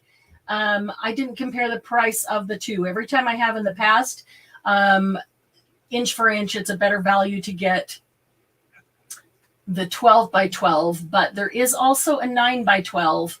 Do you guys want the 9 by 12 link or just the 12 by 12? I like to cut them down. Let's see, there is 20 here. I'll give you this one as well. Although it doesn't matter. Once you go in on an affiliate link, if you go browse to anything else and you put anything else in your cart and you check out there, it all counts for Happy Paper People. So, but there's the 9 by 12 if you prefer. This first one is 12 by 12, second one is 9 by 12. Hot, short, and stout. Here is my handle. Here is my spout. We'll just stop right there. Stuff if I think Laura's singing it for us. I'm gonna record Laura singing it. All right, so I'm looking at this wall thinking, what do we need? We probably need a little bit of metallic somewhere, but maybe a little of rust. So we got some terracotta, but I think I need to fill my spray bottle up. I'm thinking, oops. And if it flips around, it's going to spray right up to your camera. Just sprayed my camera with alcohol. Margie, we all do mixed media. Yeah, you all do mixed media. Margie does too, even though she doesn't like to get her fingers in things like alcohol ink, and I know that, and that's totally okay.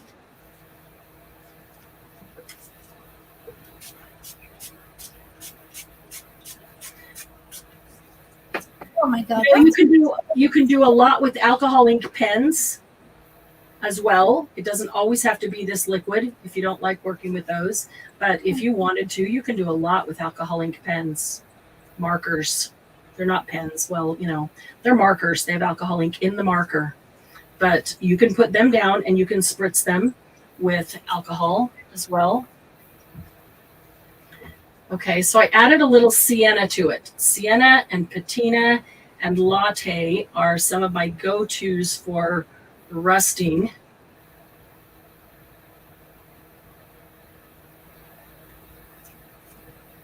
That is stunning. It's starting to get pretty cool, isn't it? It's gorgeous. I just love the process. And I won't often work this fast because I really want to give it time to fully dry in between, and there will be a point here where we'll have to allow it to do that and then come back and keep working on it. But you can, especially for the first part. It'll dry pretty quickly. It doesn't have a lot of layers, and you can do this, and especially if you do part of it and then you come do the other part of it, the first part's drying, you can actually get through several layers like this. And then depending on and at this point, remember, all we've used is alcohol ink. Not even any sprays, any patinas, anything. That is only alcohol ink. But Margie, think of it as a book cover. Oh my God, it would be gorgeous. What did she say about it? She doesn't like messy stuff. Oh, yeah. Well, it won't be messy when I finish. Yeah, no, I totally understand. It would be a stunning book cover. It's like this one. When this is done, I think it'll be really cool on the front of a SeaWorld book, and this one on the cool of I think maybe I'll do a Sir Vagabond in Japan with this one. It'd be cool. Or Oriental Garden. I might have to do another one of these. That is so pretty. And up here. Let's get a little color on that. That one's taller than some of the others. And the mold is made that way. These are not all level. I love that. So it's like real brick that has been around 1,000 years. Some are bigger, some are smaller. They're obviously, each brick is handmade and hand lettered. If it were real, in my mind, in my book. Okay, so I'm going to let that sit and dry. It's probably going to need, and it's weird because I used to look at it and go, oh, but that's not exactly how I want it. But I've learned that, and you guys see from the photos I posted, that when it is completely dry tomorrow, it looks different than it does now. Yes. And it really does. It really does look different when it is completely dry. So I'm going to let that completely dry because at this point, I don't know exactly what I'm really dealing with. And I have a feeling it'll need a little more patina, maybe even a little blue to bring out that patina. But right now it's really dark and rich, but that's going to lighten up. It's going to lighten up and dry. And I want to see what we have where we're at. Okay, so they're all beautiful. They're fun. They're just fun. And I just think, okay, I'm having fun doing this, but I'm making myself 3 covers for 3 journals right there. And I'll cover them with a plain paper and put these on and then do stuff around them. And won't they make a great centerpiece on a journal? Okay, so there's a lot of blue and green, a lot of patina on this. Even the blue looks metallic. That's really cool. But the love the look of the patina. This, I didn't let it dry enough, and so I see a lot of the patina and the latte mixed together right here. And I don't necessarily want it mixed so much. I like this one a lot right here, where half of it looks patinaed and half of it looks rusted. But it looks very natural. It's not like you divided it down the middle and put this on that half and that on that half. When you just let it run, it makes a very natural separation. And here, this one looks like that top is rusted and the bottom over here is patinaed. And that one looks like the little watch in the middle, or a little whatever that barometer or gauge is in the middle, is rusty. Looks like it's rusty down inside of it. Looks really cool. And like this is very patinaed. Okay, so what I think I will do on this one is get the rust reagent before I add any more color. See if we can get a little bit of more rust, a little bit more rusting coming out on some of these things. Hello, Kathy. Hi, Kat. How are you? Good to see you. Okay, so I'm just going to put a drop here and there, and I'm going to run it around again, because by doing that, it's going to fall where it goes naturally, which is like rust would. Rust is not, carefully planned in an organized space.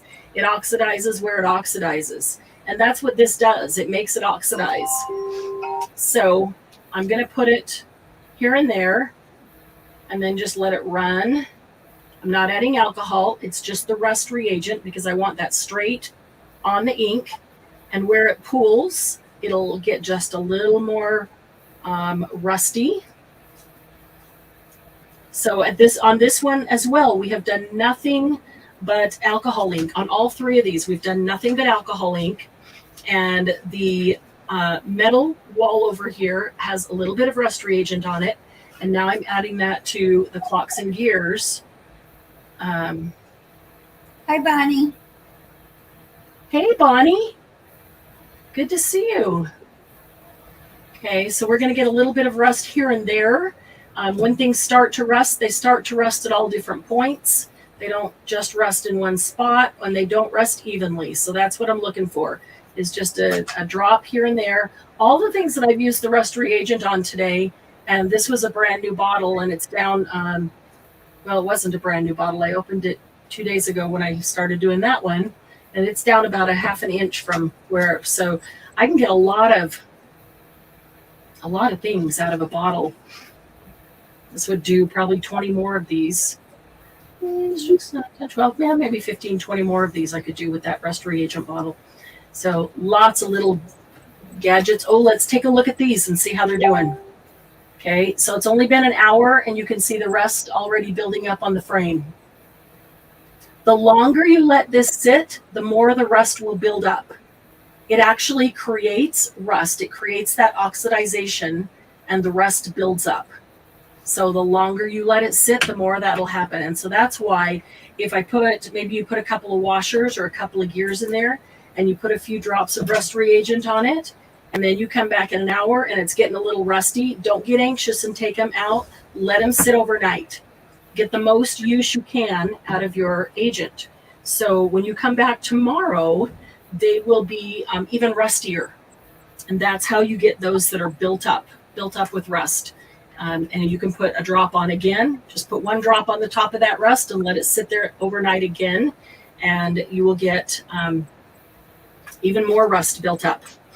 Okay, we are approaching 5-2, aren't we? Oh, there's so many things to do with alcohol. We could just keep going on and on. 8 minutes. We will have to do some more alcohol things. Maybe we'll do one on a Saturday night. This Saturday, I asked Candy to do with me something that we've both done and we love. And Candy's the one that brought the video to my attention, and maybe some of you have seen it, but we're going to do, it's going to be inspired by, I will say inspired because it's not exactly like theirs, but inspired by Louisa Heinzel and Shinuki art. And so we are going to do altered scraps and altered index cards. And they are really, really very cool. So if you want to play along on Saturday, bring scraps, bring a plastic bin or a cardboard box or something that you could put them in to spray on so you don't get spray all over you and everywhere else. Just know that, you know, spray or paint works too. You could use acrylic paint, and if you have some acrylic paint that you need to get rid of, then what I suggest is if there's just a little in the bottle, fill it with water, shake it up really, really good. So you're really watering it down, because you don't want to use thick paint for this. You need really, really runny, as if it was a spray, you know, in a spray bottle. So you want really runny stuff. It doesn't need to be in a spray bottle. You just want it to be really runny. And index cards and scraps, and then either old paint that you want to water down and use, or sprays, or any kind of liquid color. That's where I go to, like my Angels that only has a little bit left in the bottle that I really want to use up. My acrylic paints that are getting old or that only have a little tiny bit left that I want to use up, fill them up with water, just water them down, anything like that. So bring those. We're going to have a ton of fun. It's a fun project. Yes. You said you were going to talk about Patreon. Yes. Margie doesn't have any scraps. Good, Margie. You can lord over chat. Laura, it sounds like we should all show up in rain ponchos. Oh, funny. Well, if your box is good enough, you probably don't need it. And, you know, I'm not Gallagher. Or maybe if you're here, I would be Gallagher, Laura. Okay, so Patreon. Somebody put the link in for Patreon, but even if you didn't, it is in the description box. Patreon, you have several different levels that you can join with. Patreon is a community just like this one, only a little bit smaller, because people have to pay to participate, and you can choose at whatever level. Once a month, we get together on Patreon and have a private Laugh and Craft, which is a tutorial of some sort. It's always a tutorial that we don't do in the main group. So we'll make something or do something that we don't do otherwise. I'm thinking about Patreon and how it should evolve with everything else that's happening right now. I will tell you that Patreon members are going to get a coupon for a huge discount off their first subscription box if they choose to get prescription boxes. Subscription box. There's no obligation to anybody, but if they choose to, they will get a huge discount, like 50% off their first box. And Patreon members will have a personal and private discount code to the website. So each Patreon member will have their own coupon code. So it is valid for them only. And anytime they order from the website, that they can apply that coupon code for a permanent discount for themselves. And so those are some of the perks right now. I would like to get a couple of digitals out there for Patreon members that are going to be for sale on the website, but I want to give them to Patreon members. It's an awesome community. It's just the neatest people. Obviously it's happy paper people. It's just a portion. Take a chunk out of happy paper people and put them in Patreon, and that's what it is. So it's one of the funnest afternoons of my whole month is getting together with Patreon. Really do enjoy it. So we prescription crafts, I know. Sylvia, I think we need them. That's what the subscription box is. Prescription crafts. Oh, okay. So we are getting super close to launching the subscription box. Of course, if we just quit having sales or anything and I could just work on this website and everything full time, we would already have it. But there's so many things happening and so many things going on, trying to keep all the plates spinning and work them all at the right, at the right pace. But we're getting super close. I've received shipments of things for the subscription boxes already, and I'm super, super excited about them. I'm dealing with the packaging right now. And so what will happen, the first thing to launch on the website will be the subscription box. If you haven't already, go to HPP for Happy Paper People, hppcreate.com, hppcreate.com. If you're on your computer, it'll pop up right in front of you. If you're on your phone, you'll need to scroll down to the bottom, but it'll give you a place to put in your email to get on the VIP list. As soon as they're ready to launch, then an email will go out to the VIP list, and VIP list will get first shot at the subscription boxes. There will be a limited amount. It will be a closed cart. So that means that when it's open, there will be a limited amount. VIP will get first shot at it. If there are any left after VIP, then it will open up to the public. And the public, anybody, I'll put it out everywhere on all the social media, and anybody who wants to subscribe can. But once it is sold out, it is sold out. The cart closes. So that means that people can't just decide 2 weeks down the road or next month, I want to join. I was thinking about it, but now I want to join. They can't because it's a closed cart. Not until we open up again. I don't know how frequently we will open. It will depend on, the growth. There's always going to be natural attrition. So if there's spots to fill, those spots will go out to VIP first. So if somebody's on the VIP list, if you get the subscription box, I know I'm covering a lot of things here, and then somebody who is interested, tell them to go in and put their email on the VIP list. Because if there is an open spot, say somebody has to leave for whatever reason, and there's an open spot, that will go out to the VIP list. And it's the first one who grabs it on the VIP list will get that spot. And then if there's still one open, then it would go to the public. But if it's filled with the VIPs, it will never go to the public. So the VIP in that sense would be the wait list. So if you know somebody who is interested after you get yours and they go, wow, that's cool, get on the wait list so that they would have first option for that. So how often the cart would be opened would depend on how often we are able to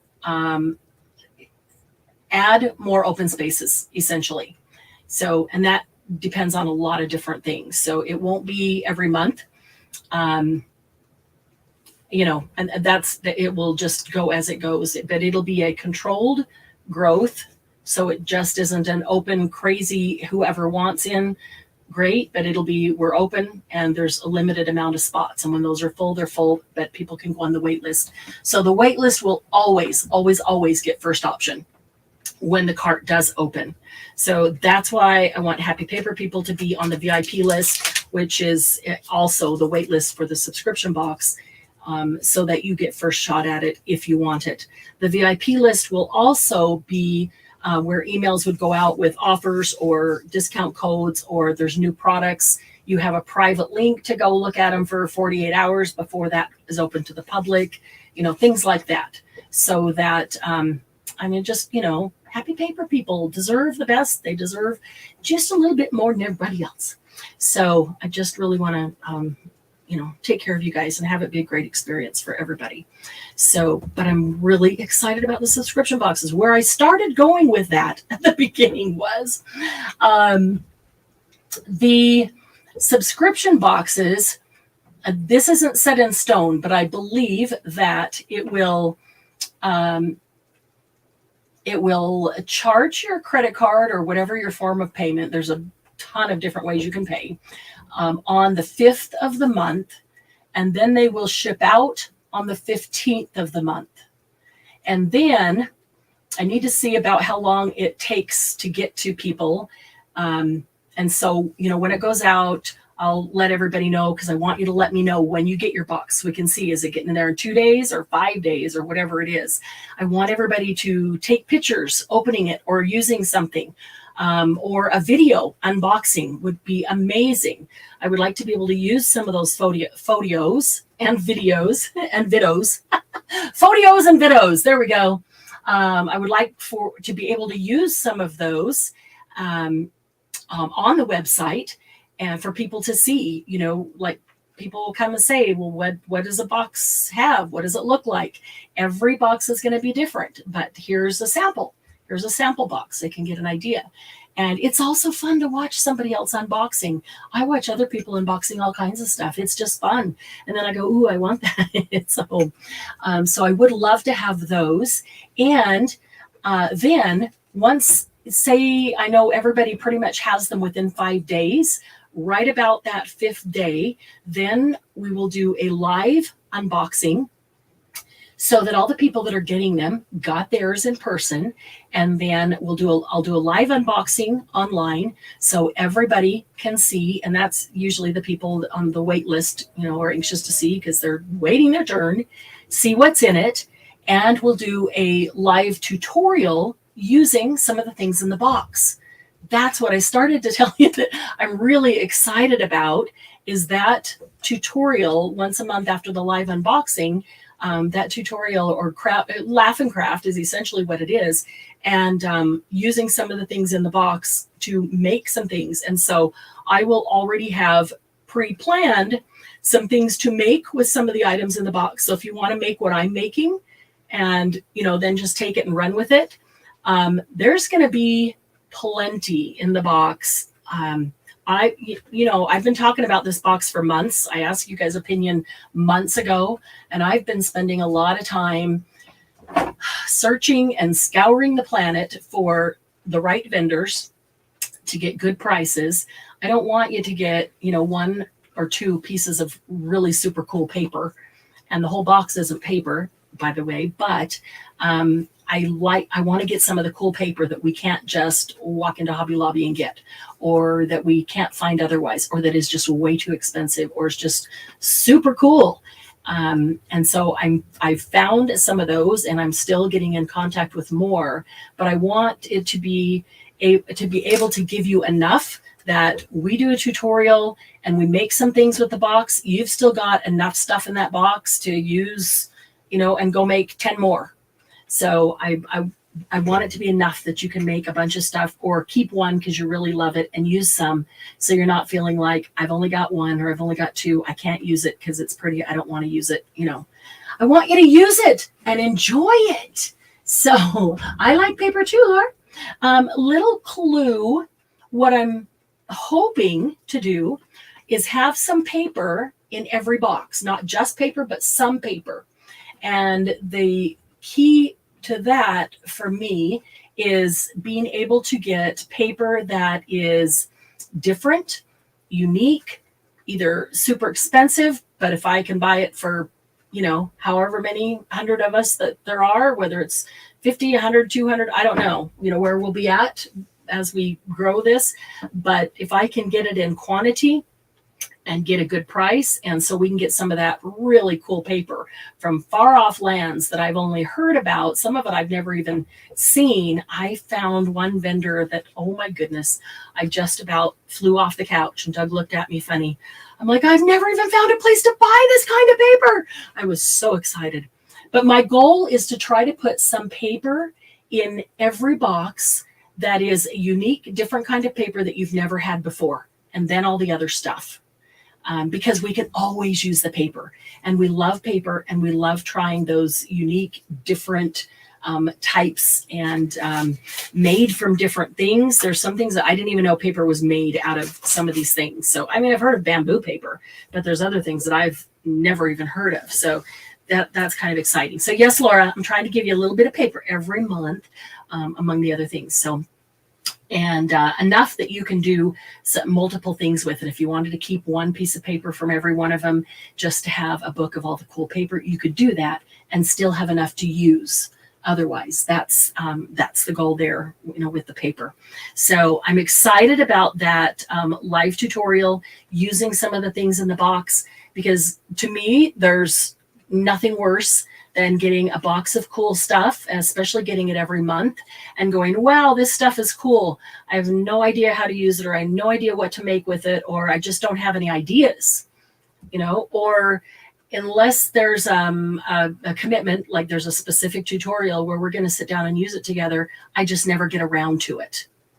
And the last thing I want is for anybody's boxes to pile up unused, because that's not good use of your money. And that just weighs on you in a negative way.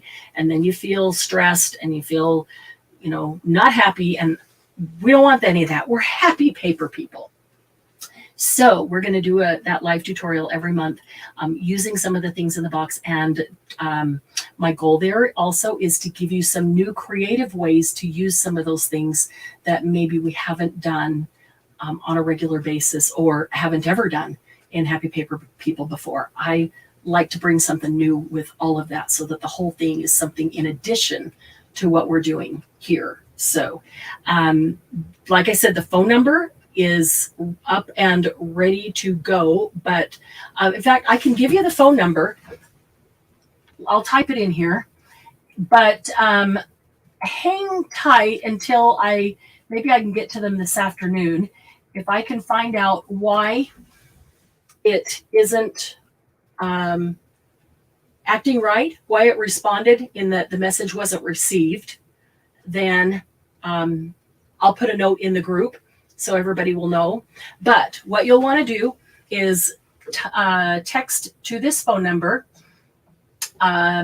HPP VIP, and then wait till if it works, you'll get a response back from it. Not a response that says it didn't work, but you'll get an actual response.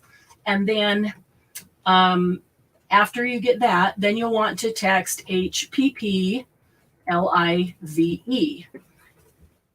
There you go. So, oh, shoot. I hate that it does that. All right. Those are two separate. Can you edit it? You can't even edit it. I should have typed them in two separate things. HPP VIP, comma. I hate that chat does that. I put them on two separate lines and it still just pulls them together. HPP LIVE for live. And there'll be two separate things to text to, or to text two separate sets of letters to text to that same phone number.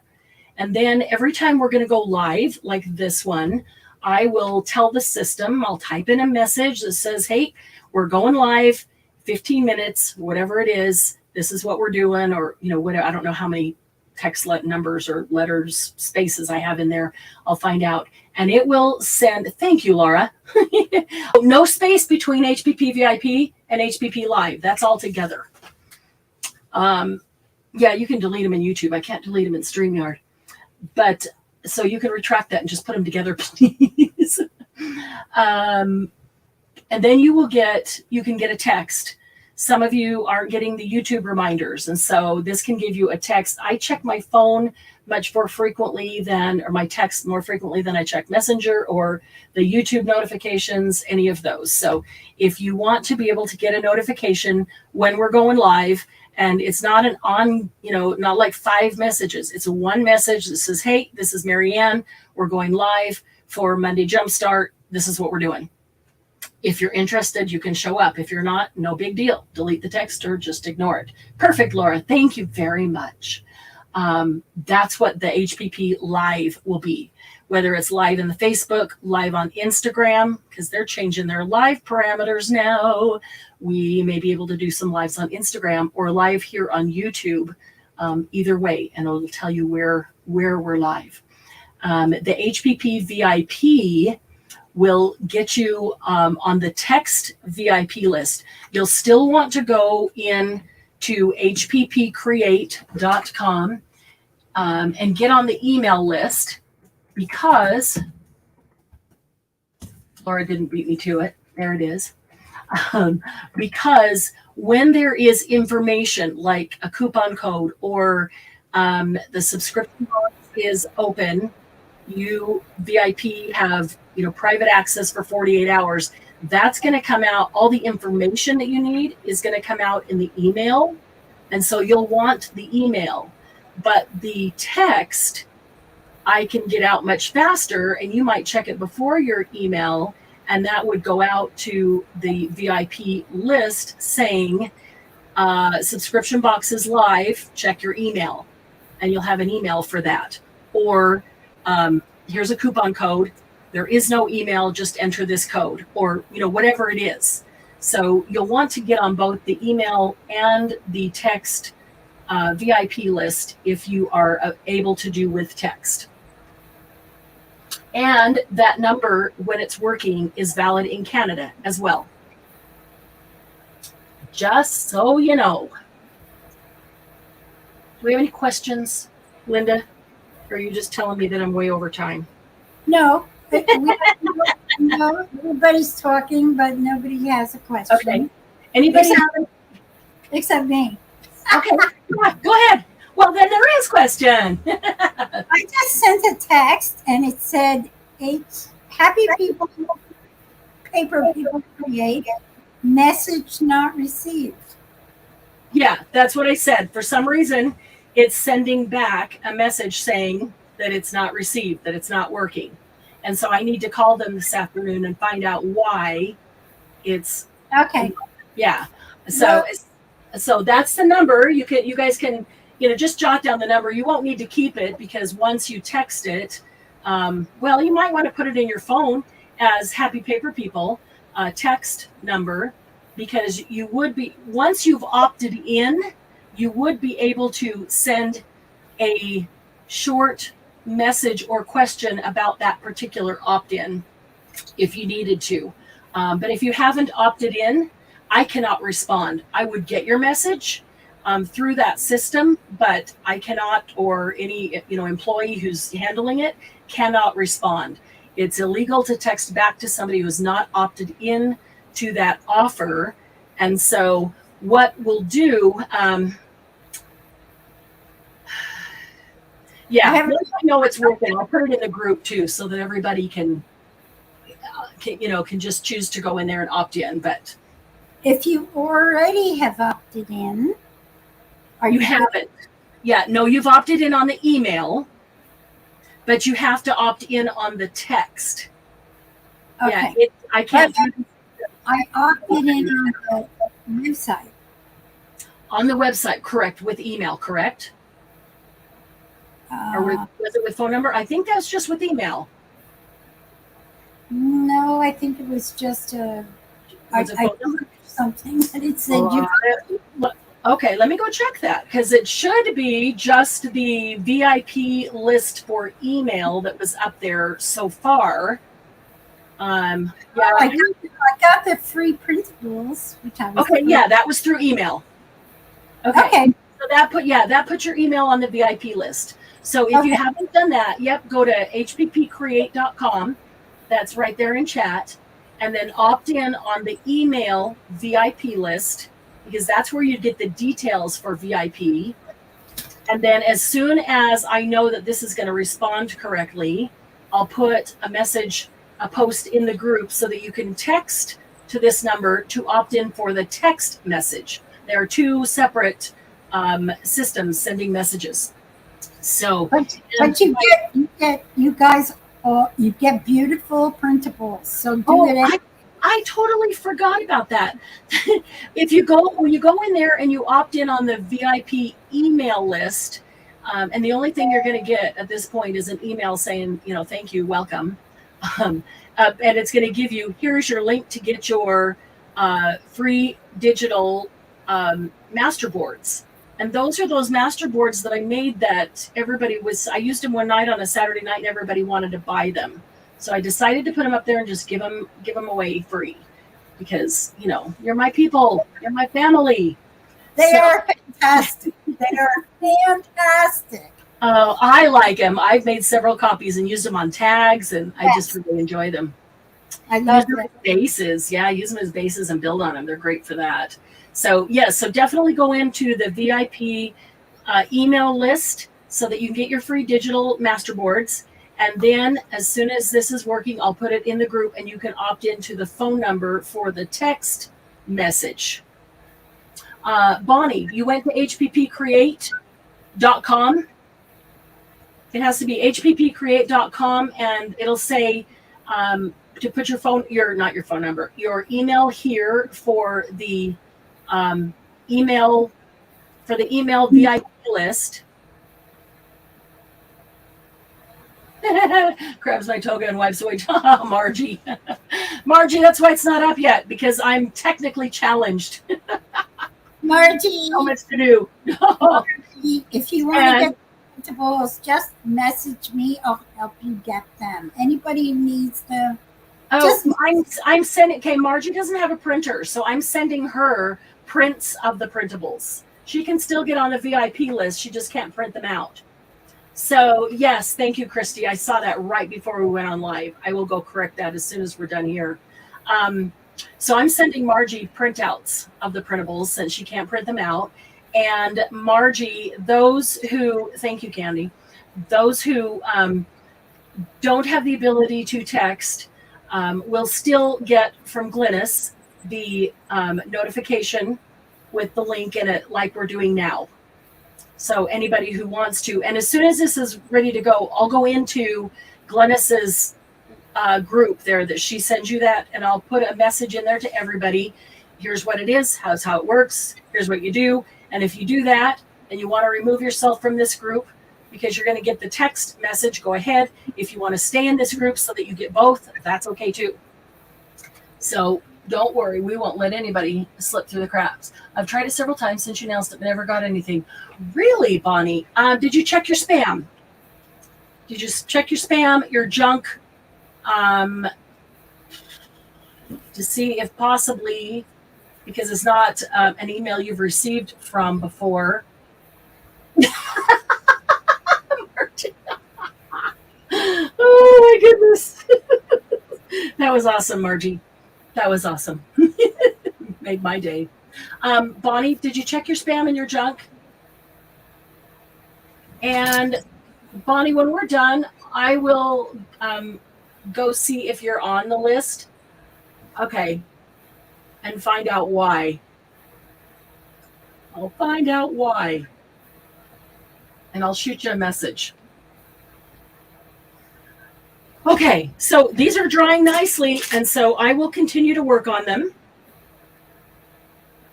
A lot goes through the back because I have lots of cracks in this. I love this cracked wall. That's just really cool. I need to put a color on the back that you'll be able to see, and it'll look like cracked wall. But see how it's changing already as it dries? And as it gets more dry, because remember that this is sculpture paste or modeling paste or cream paste. And so it absorbs a lot of that color, and that color is going to change as it completely dries. Toby, where do you live? She's in Washington State. I'll send you a copy. Send me your address. I'll send you a copy of the laser printer. Okay, she doesn't have a printer either. Okay, cool. Toby, don't put your address in here. Wait, Toby's in the rack list in the group. Okay, Toby, don't put your address in here because we don't want it out to the world. Linda can go get your address off the rack list in the group. Okay. I got it. I'm writing it down. Awesome, Diane. We missed you too. Feel like I haven't seen you for a while, Diane. Yep, we played with alcohol inks and did some alcohol ink and rusting and all kinds of fun stuff. See, these are drying up nicely too. So now I could go back and start working on this a little bit just to build some depth and some color and, adds a, I'd probably go in here and do maybe some of this antique pink paste, maybe a little turquoise paste, maybe even a little bit of the black to tone down the amount of color that's on there right now.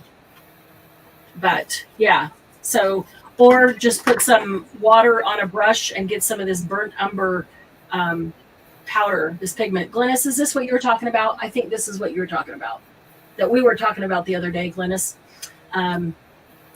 do that just with a brush and in water and dip it into this powder and use some of that so I can control where it goes. I think that will do a lot to bring that down too. That'll be cool.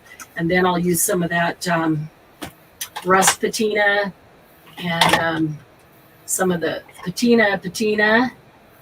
And I might even use a hair of the white patina in there, just here and there. That'll look pretty cool. Then there's a dark blue and a gray patina as well, and I really like those. I do have a bunch of these in stock. They will be in the store. Maybe I'll bring them out at the next sale, because I had a couple people message me this week about them. Maybe because I used them on Laura's channel. I don't know, but they're $8 each. There's 5 of them. There's rust, turquoise, dark blue, gray, and white. And I do have all of them in stock. So Yes, Christy, if you have a thumb drive or a flash drive, you can take them to Kinko's or any, like, absolutely. Yes. Thank you, Linda, for catching that. Christy, you can actually just go over there to Staples, Kinko's, what's the Depot one? Office Max, Office Depot. Home you can Depot. Yes. just Home Depot. Just take your phone with your email, and when you get there, you can forward them that email, and they can print them out from the email and print them, however you want them. So yeah. Oh, Diane, been working crazy, huh? Sorry, I complicated that. Nope, Sylvia, your box is not sealed up, ready to go yet. So, yeah, we could do that. A lot of boxes are going to be full or really close to it this week, and since we're not having sales this week, a lot of them will get sent out. So, Sylvia, if you want me to add that in, let's do it this week. It's a good week to do it. So, okay, any other questions before we take off? And I'm going to try to get this phone number fixed, and then I'm going to go back to packing orders. It's a little bit dark. Any other questions come up there, Linda? Nothing, not yet. No. Well, yeah, I don't know what kind of lag it is, so I'll try to give a few seconds. Otherwise, we'll go ahead and depart. I will take care of Sylvia. I promise. Thumbs up. Thank you, Sylvia, for remembering. Oh, yeah, the comments. Come back in. Oh, I have to tell you guys this. Come back in as soon as we've left and leave a comment. And with your comment, leave hashtag 1000 subs. Some of you have been leaving them and are wondering, where are your comments, or why haven't I commented on them or acknowledged them with a heart or something, because I always do. Well, I'm way behind on comments, so I thought that was it. But this week I went into comments late one night to catch up, and comments that have bad language, that the system thinks have bad language, I've told it to go ahead and pull those and put them in a blocked area for me to review before they're open to the public. So if we get any of those, stupid bots. And it had nearly 700 comments in there. Oh, I was beside myself. 700 comments, and only 6 of them were stupid bots. All the rest were all of your comments, just normal comments, nice comments, not anything bad. So I don't know what in the world it pulled them for.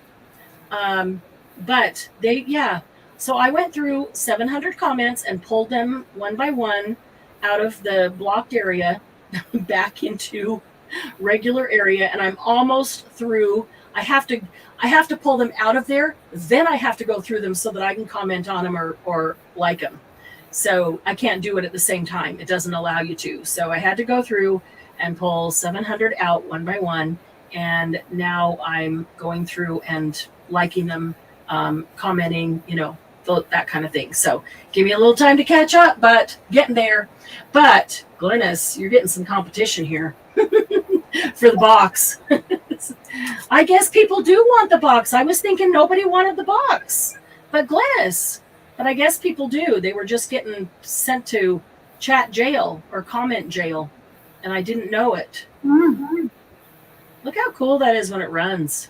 That's very, very I love that when it runs on its own. Makes a real natural kind of thing. Okay. Any other? Yeah, I know, Margie. I know you want to Glynis, but stop being naughty. What did Glynis do? Yes, Bonnie, your box is on its way. Oh, Bonnie, your box, everything was exactly enough to pack the large box right to the top. It was a perfect fit, and you have a fun box. I was very excited about your box. Lots of alcohol ink. I got to go back here and see what Glynis did that Margie said don't let her get the box. Oh, she was saying yes on that. Okay, so you're welcome, Toby. Yes, thank you, Linda. Thank you, Candy. I know that they appreciate everything that you guys do. So, Laura, better stay out of it. Yes. Yes, I'm so excited. I want the box. I'm going to send the first one to me just to see what condition it arrives in from the post office. Christy, yes, I can see them now. They were in blocked. All yours were in blocked.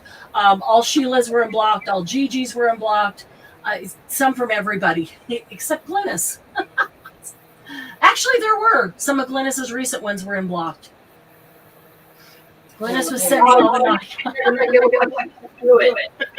Say that again? She just did that to make it look like she didn't do it. Yeah, she went through and added to everybody else's to get it blocked, to keep them out, right? That's probably what she did. Glynis has strategy. She wants that box. Yeah. So we actually have a real competition on here now. Glynis is going to kick me. Oh, man. Oh, thank you, Candy. I just saw your message there. Okay, so we're going to go, so I can go see if I can get this phone number taken care of, and then I will post in the group. I will wait until I finish these, and then I will post pictures of those in the group, because they still need a little bit of working with to get them to that point. That's kind of like first layer, what we did. And see, they're still drying. That's still wet in there, but I could do something some other places. That's still drying. But, just little by little, you start to layer it up until you get the cool look that you want. So adding some of that rust reagent, we'll start getting some of these cool rusty looks that we have here. The patina's rusty. The rust is rusty. Yeah, love that. So, and then, I don't know, I might seal it. Depends if I want to have a glossy look or a flat look. I'm not sure. Well, either way, I could seal it. So, Glynis is blocking the comments. She really wants that. Oh, I know. I pick on Glynis because I love her, and she knows that. She knows that. I have an idea. Send Glynis an empty box. Oh, man. Yeah, we do love her. Yeah, we do. Glynis is a good part of the admin team. We appreciate her. We should send Glynis our own box. Everybody contribute. You're saying she's not going to win this box, right? Oh, I hope she does. Oh, man. I hope she does. But if she doesn't, well, now you're not going to make friends. Everybody else is going to go, Linda, I want the box. Oh, okay. Never mind. That's a grand idea, as Sylvia says. Never mind. I'm sorry. Time to go. Time to go. We talked about everything. Let's see. Oh, there we go. Oh, my pretty. I think I'm caught up there. All right. So thanks everybody for coming. Thanks for hanging out with us. We always enjoy our time with you. I can have no energy and be feeling down or whatever it is, but if I spend a couple hours with you, I always am uplifted and feel much better dealing with this hot, humid day. So you guys always make my day and always put me in a good mood. So I do appreciate you choosing to spend your time with us. And Linda and Candy, I really appreciate you being willing to come on and help out here. Thank you. Hi, Charlie, and happy birthday, Charlie boy. He's been sitting here playing with the truck tin. Nice. I just heard him. Bye, Charlie. Bye, Eric. Oh, Candy, those colors right there are really pretty. I got to take a quick look at that. Oh, that's pretty. That is really, really pretty. Yeah, silver and black bottle. Nice. Wow. Absolutely beautiful. Yeah, those are cool looking. They are very beautiful. Very cool looking. Yep, everybody is saying happy birthday to Charlie, and everybody's saying thank you to Candy and Linda. We do appreciate y'all. Okay, we'll see you on Saturday Night Live. That's going to be a fun mess making night too. So come hang out with us on Saturday night and make some cool new things and learn something new to do with your scraps and index cards. Index cards tend to sit around and do nothing. We're going to make them do something very cool. So, thanks, guys. We'll see you Saturday night.